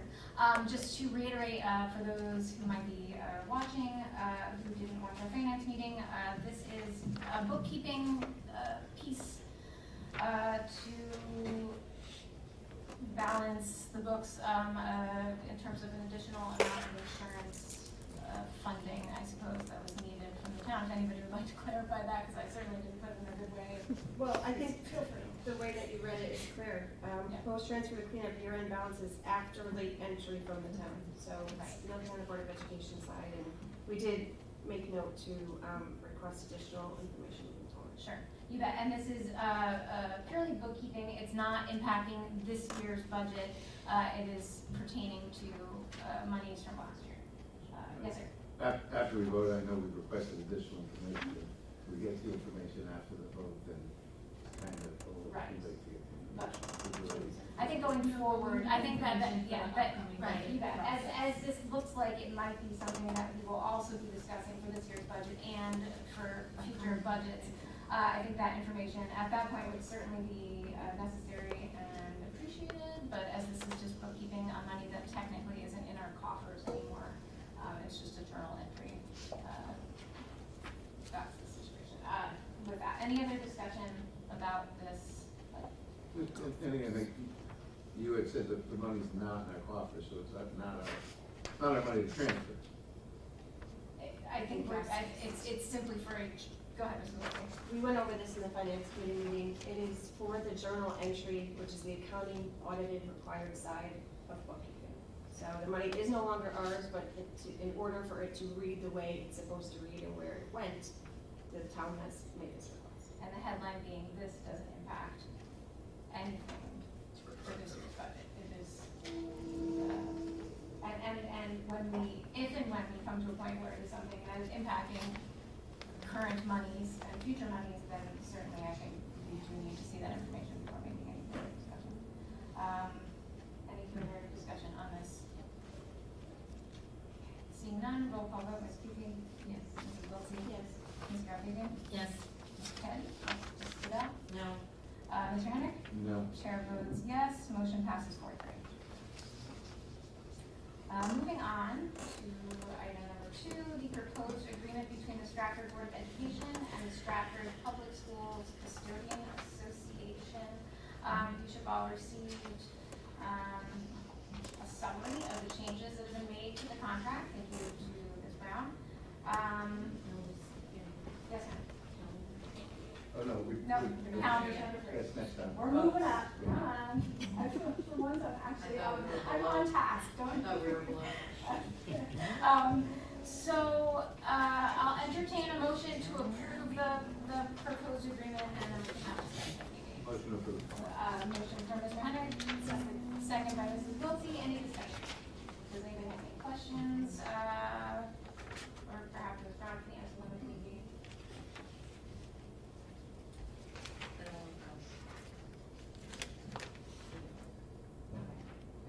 I guess my assumption is that we anticipated some of these increases in our budget process. Thank you. Anybody else, any other questions? Seeing none, roll call vote, Mr. Henry? Yes. Ms. Goodell? Yes. Mr. Kennedy? Yes. Ms. Garfield? Yes. Mrs. Wiltie? Yes. Ms. Cookie? Yes. Chair votes yes, motion passes 7-0. And now, moving on to number 3, I will entertain a motion to approve the tentative 23-24 school year calendar. But So, so moved by Ms. Cookie, second by Mrs. Wiltie. Discussion, Mr. Henry? I think I see it now. This is it. Yes, sir. Yeah. You bet. And so I know Dr. Zani, go ahead, give your role. Sure, this is a very stated calendar. It's inclusive of all the days, the federal holidays, and the school dates, the applicable school dates. I do have to perhaps maybe preface this by saying that I explored the idea this year of bringing forward to the board consideration of maybe starting the school year earlier, right? Which will position us to end the school year earlier, so it's a net zero on both ends. As I did that research, I felt I wanted to have more conversations with our union leaders, our administrators, and various other stakeholders before I brought it forward to the board. So you'll find that this schedule is pretty typical for what we've had in the past, but in the future, looking at future years, there's a probability I will bring something that looks a little bit different to the board for consideration and vote. It's a possibility. But otherwise, this is essentially the same calendar from this year, with just the dates shifted. Right. With a start date of August 31st and a tentative end date, barring inclement weather, of June 10th. And again, it is, it will be approved as tentative. Yes, sir. Quick question. Pre-King's Day, is that? It is a Saturday. So is it not It a was celebrated holiday? not, the year before? No, not the the day day before? before, no. I don't believe it's Okay. celebrated as such. But I suppose once it falls again on a weekday, then, you know, as with the Jewish holidays also, depending on where they fall on the calendar. Yes, ma'am. Ms. Question, Christie? is there a reason we're calling this a tentative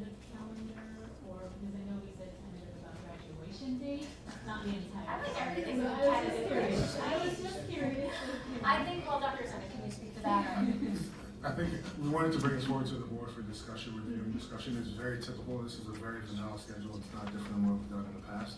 I would encourage the board to take action unless you see something that stands out, but this is a standard Stratford school calendar with 182 school days. Yes. Ms. Carpenter? Just a question. On November 23rd. That's, never mind. Thanksgiving. I'm like, yeah, it's very good. Thank you. I was originally. I'm like, wait, we're getting this. The only other thing I would do, is that most of the days off were highlighted in the red font, but the April break was not, so we just changed that, so that stands out for people, so they understand when, especially if they're working vacations already. And then the only other, thing I know, I think we've mentioned this before, is just, making sure those conferences and TLC dates are added to that calendar early so parents are aware, even though we get the text, the phone call, the email, on every device I own. And I'm still surprised. I'll tell you, I got the one about tomorrow, and I was But anyway, yes, you're talking about. To only send it to one, and it goes everywhere. Those are Those easy. are- No, that was it. I'd also like, this is sort of neither here nor there, but I know I've heard expressed that just our physical calendar is sort of difficult to access in terms of reading it and interpreting it, seeing what days are off, what days are half days, so perhaps going forward, we might be able to explore a different sort of format in some way for our calendar. Yeah, you bet. Yeah. Using a more vertical look. Yeah. So not having much to do with the actual days, but just the way that that information is, shared with folks. Madam Chair? Yes, sir. Typically, we've had Good Friday off. Is that during the April break? I don't know. Probably. Yeah. It's in March, Mike, the 29th. March 29th, March 29th. Oh, okay. That's 2024. Oh, Good Friday, there. But to that point, it's hard to read this calendar, so. No, I just. No, to Mike's point, right, it usually falls like right within the April break time. It's early next year. Perfect. Any other discussion or questions about this proposed calendar? Seeing none, I will entertain a roll call vote. Ms. Kupi? Yes. Mrs. Wiltie? Yes. Ms. Carfabian? Yes. Mr. Kennedy? Yes. Mr. Dell? Yes. Mr. Henry? Yes. Chair votes yes, motion passes 7-0. Moving on to tabled items, is there anything anybody would like to take off the table? Residency report in there? Okay. Make a motion to take residency up there? All in favor? Aye. Okay, Mr. Henry? I think Dr. Sunday was going to provide us with a report. Sure. Last month, we shared that we disenrolled 4 and confirmed 7. This month, we disenrolled 5 and we've confirmed 1 who is a resident of our community. And we also had 1 senior request to remain. We do grant that for seniors who are in the last year in our district, which I have approved. So again, this month, we've disenrolled 5, confirmed 1 as a substantiated resident, and granted a senior request for 1 senior. And do you know the number of open cases are resolved? Well, they come in every day, so it's fluid. And as Mr. Castro, I don't know if he's still here, but as I shared with you, he doesn't sleep, so he's not at our buildings, or he sleeps with his eyes open. But they come in fluid. I don't have those numbers right here, but I can get that to the board. Okay. Thank you. And again, I know it changes, but just kind of a snapshot. But I think, it's clear that we've been committed to this work, and we're making some headway. Yeah, and I do want to commend you. I mean, I think all the past board members, one of the biggest complaints was not from you, but from past administrations, a lack of effort in that part, and I want to commend you for taking the bull by the horns and handling it. Anything else on this? Motion to return to the table. Second, all in favor? Aye. Aye. Back on table. Moving on to committee assignments. committee reports. Ms. Carol Keegan, your committee did not meet this month. Did not meet. When will you be meeting again? Forum due to it falling on election. Sorry. So we are scheduled to meet on Tuesday, December 13th. Excellent. Can't wait to hear from you next week. Ms. Wiltsey, we met in finance directly before this meeting. Do you have a recap for us? We sure did. We just spoke of the 2 budget transfers. We gave a little bit of insight as to what may come from the town. Dr. Sunday spoke very eloquently about his response in not allowing anything to affect this year's budget.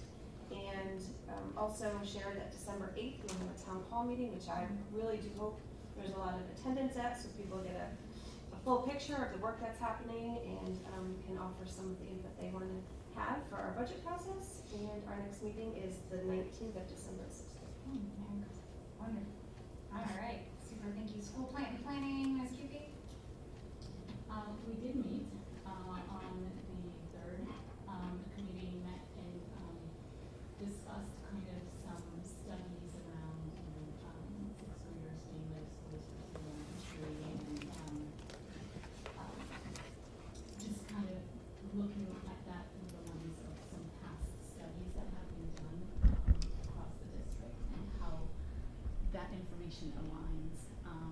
Do we want to share, like, we went through some questions that we might want to ask staff members at the elementary and middle school levels. We drafted that, so it hasn't been sent out yet. But again, it's just trying to get input to tie it to, that historic information that we have and try to make sense of it all together. Sure, you bet. Great. Mr. Henrik, anything to add on Yeah, that? so did that survey go out, No, Teresa? not yet. Was it- The board chair was going to look at it. Yes, I still have to do some review on it, but no, it has not gone out yet. I mean, I know, there was some discussion about when it should go out. I mean, as just knowing, how people are busy this time of year, I would personally suggest waiting until after the new year, just so you get a better response. And because to me, it's not a rush, it's not an emergency situation, so I feel that as if it could probably wait another couple of weeks until we're sending it out at a really ideal time to get the most response. Just my So is We're that gonna a- be meeting this week, right? Yeah. Like, we're gonna be meeting this week. I would have liked to know that it's with you waiting. That's not bad, So sorry. just Yeah. making sure that that's communicated with us, because we're gonna need to update Yeah, when we you meet bet. as a group. You bet. And, I would also just caution that we are very clear before this goes out, because I know how information can be disseminated amongst everybody, that we're very, very clear that this is not something that is happening in the immediate future, that it's exploratory, and so I definitely want to be able to, have that information available, simply so that we don't, start an uproar in the community, So- that we are immediately going to be moving to this new format. Those are all discussions that we had on the committee level, and Sure, my yeah. understanding that it was a committee decision. And I don't know whether the chairmanship, maybe I'm misunderstanding the roles, but don't know where the Board of Ed chair comes into play in that. But we did have a lot of discussion around the timing, the motivation for, why we did it, when we did it, and why we wanted to go out when we wanted it to go out. And we did set an aggressive schedule to move it forward based on a number of different reasons. But those were all things that took place on the committee level, and now, we're getting put back. So it's kind of like our efforts are being thwarted. And there was no discussion with the committee as to changes in the process or overstepping or overruling on our authorities or our duties. So it's kind of frustrating to hear now that after all the hard work we put into the committee and the questionnaire and the reasoning, and we had 8 members on the committee who were all very actively involved and very energetic and willing, but when we go back to them and say, the board, it's going to take away their desire to waste their time or put their input into it in future endeavors. So, having our roles more well-defined and not overstepping them, I think is an important ground to giving authority to to our boards and committees, you know, I mean, I'm sure you don't go into the policy committee and tell them they can't talk about certain policies. The policy and committee isn't sending out a district-wide survey. Right. No other committee that I'm aware of thus far, at least in my time on the board, has sent out a district-wide survey. And so I think with that in mind, it required or just happened to have a little bit more oversight. It's not stepping on anybody's toes, at least on my end. It's saying we're not in a hurry to do this. Well, we are, our committee is. But why? And we set a time frame because we said. That concerns me because we go back to the demagnetization, and that to me was a hurried thing, and it happened. It was boom, and we were, It's a process we set to gather information and to do it in a timely fashion, and we laid out a calendar and a time frame to do that. And it was a well thought out discussion as to how we would gather the information. So if we decided to go in that direction, we could do it in a timely fashion. So it just didn't get kicked down the road. So those board members who are here now could have a part in it, in the discussion of the thought process, so we could get certain things done by the school year. But we laid out, and I think if there had been some communication back to the committee, it might have been a little more palatable than Sure. the way Yeah. we're finding out. I'm gonna be really frank in that the discussion that there's a rush, it's a pressing matter concerns me a bit, just going back in history on how we have rushed some large movements through. It's not a rush, it's a rush to gather information so we can make an intelligent decision. And if we decide to move in that manner, that we have the information and that we can do it. But our rush is to take advantage of the board members that are here and the committee members that are here, to take advantage of their expertise and their ambition to at least gather the information so that we can then bring it back to the board, so the board can at that time make an intelligent decision on whether, but we're in the information gathering process. And what we're doing is slowing down the gathering of information. We're not making any decisions on direction. We're gathering information. It was very clear at the heading of the questionnaire that we are just gathering information, and we're trying to get the input of the staff who it impacts directly, because if they don't feel it's a good idea, then we probably stop. But we are one of the few districts in the state of Connecticut that still does the K-6 model. And it's been shown that it's not effective. But what we're looking to do is gather information, and that is it. So let me just clarify, being co-chair, that you and I didn't discuss about delaying or anything, because I didn't even know it was with you. Yes. There's no rush on my end to collect that data. In fact, I was in favor of post-holiday. Yes, there were a couple members on the committee who were anxious, like, let's send it out now and get that intel, right? So we can start, like, Sure. processing that. But there's no rush to make any decision on this right now, because if that were to happen, like, let's say we, the information align and we want to go in that direction, that would be years. Like, there's no way that's gonna be a this year thing. So if you have inside information that something is, please share with us. Well, look, there was a vote that was taken by the board, a unanimous vote to go by the time frame we went. We selected. And you and I talked about having it done before the holidays, the reasoning to do it before the holidays, and all those. No, I expressed why I was post-holiday. 2 people jumped and said, yes, move it, regardless of the matter. We took a vote. I think the main issue here is we would have liked to know that it was being held up by somebody else who's not on the committee, right? Yes, By my you. Yes. And now that we know that, it's kind of like, let's move forward You bet. and handle it. Yep. But just, and one other point, we have also had a full agenda every meeting and a lively discussion every meeting. And I'd remind the board that Ms. Coopy didn't feel that there was enough to do to have monthly meetings, and it was by a unanimous That's vote. okay. No, Point of order. don't put words in my mouth. Yeah, wait, Because point. I You wanted to said, have, I was on the committee before this new board, they met every other month. I said, why not start by keeping that cadence, right? If we find, and I said, if we found that we needed to meet more frequently, I'm totally open to it. And you But I'm guys not need gonna to- right off the bat just say increase our meeting frequency just for the heck of it. Like, yeah, I enjoy meeting here, but, I have other things. You guys are doing great work. I Like, thank you for your hello? work. Ms. Cupie, I thank you for your work, and I look forward to hearing as how this project progresses, so thank you guys. Moving on to liaison, Mr. Henry? So our last meeting was a brief meeting. I have kept the town side informed of our discussions on planning. They do look forward to, and we're encouraged by Dr. Sunday's comments at the last, not the previous, the one before, surrounding the budget process, and we're all just hoping to get along. That's right. Anything from our other two liaison members, Ms. Bedell, Mr. Alfabian? Very quick meeting. I'll take it, the best kind. Yes, and we will not be meeting in December, No, as it falls on December 21st. No, yeah, fair enough.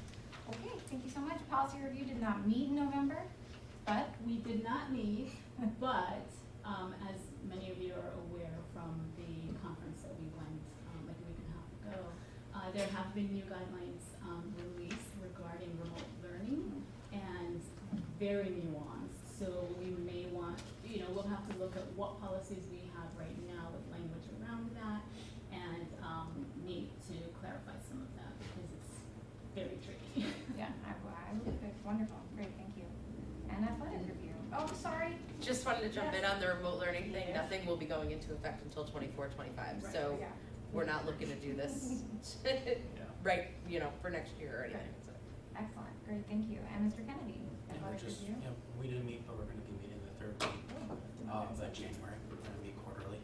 Wonderful, great, thank you for all your work. Other committees, CABE, Ms. QP, any recap for us? Yes, so, on the 17th, we weren't able to make it, the delegate assembly, but I did attend that, and the delegate assemblies where representatives from basically all districts come and meet and vote on the various resolutions that CABE is going to advocate for. I would love to meet with certain people here, Dr. Sunday included, on things that are, maybe creating pressure for us or things that we feel like are hindering our ability to meet the needs of our students, that we can then propose as future resolutions. So. Awesome. Great, thank you, Ms. Kennedy. I did attend the CES meeting virtually on November 3rd. They're doing much the same as us. They approved their calendar as well. I will also be attending the legislative breakfast this Friday. So if you guys have any pressing issues that you would like me to discuss with our area legislators, that is a hard word for me, please let me know. I'm excited to attend. Stratford High renovation building needs, haven't we wrapped that up? I didn't attend, but I did check the minutes, and they're basically just doing like project closeout. They Things called and it the work final orders and stuff, so not much going on there. Wonderful, so exciting. Great, and that is it. So, I will entertain a motion to enter executive session with the 7 board members as well as Dr. Sunday in order to discuss the superintendent's goals. So moved. So moved by Mrs. Wiltsey, second by Ms. Carol Fabian, all in favor? Aye. I'll wait till she gets back in, I'll wait until Lou tells me where. Online. Leftovers. We infused it With bourbon? No. I did. Oh, you did? We did. Oh. It was so good. Oh my I God. made cranberry Never sauce. even All thought right, of guys, that. Maybe next time. I will entertain a motion to return from executive session at 10:26 So p.m. moved. So moved by Ms. Bedell, second by Mrs. Wiltsey, all in favor? Aye. Okay, we are back in open session. And seeing no further business, there were no votes taken during executive session, by the way. Seeing no further business, I will entertain a motion to adjourn at 10:26. Second. So moved by Ms. Carol Fabian, second by Ms. Bedell, all in favor? Aye. Thank you guys for coming out tonight. Lou and Teresa, thank you for hanging out in the hallway for. So I think Yes, sir. within the executive session, when we come out, the vote is taken in public. Yeah. But just on, you said there was no vote taken in there, but just for, Oh, you're right, I'm Yeah. sorry, Yeah. like technically speaking, Technically, thank yeah, you, yeah. Mike, you are I correct. think.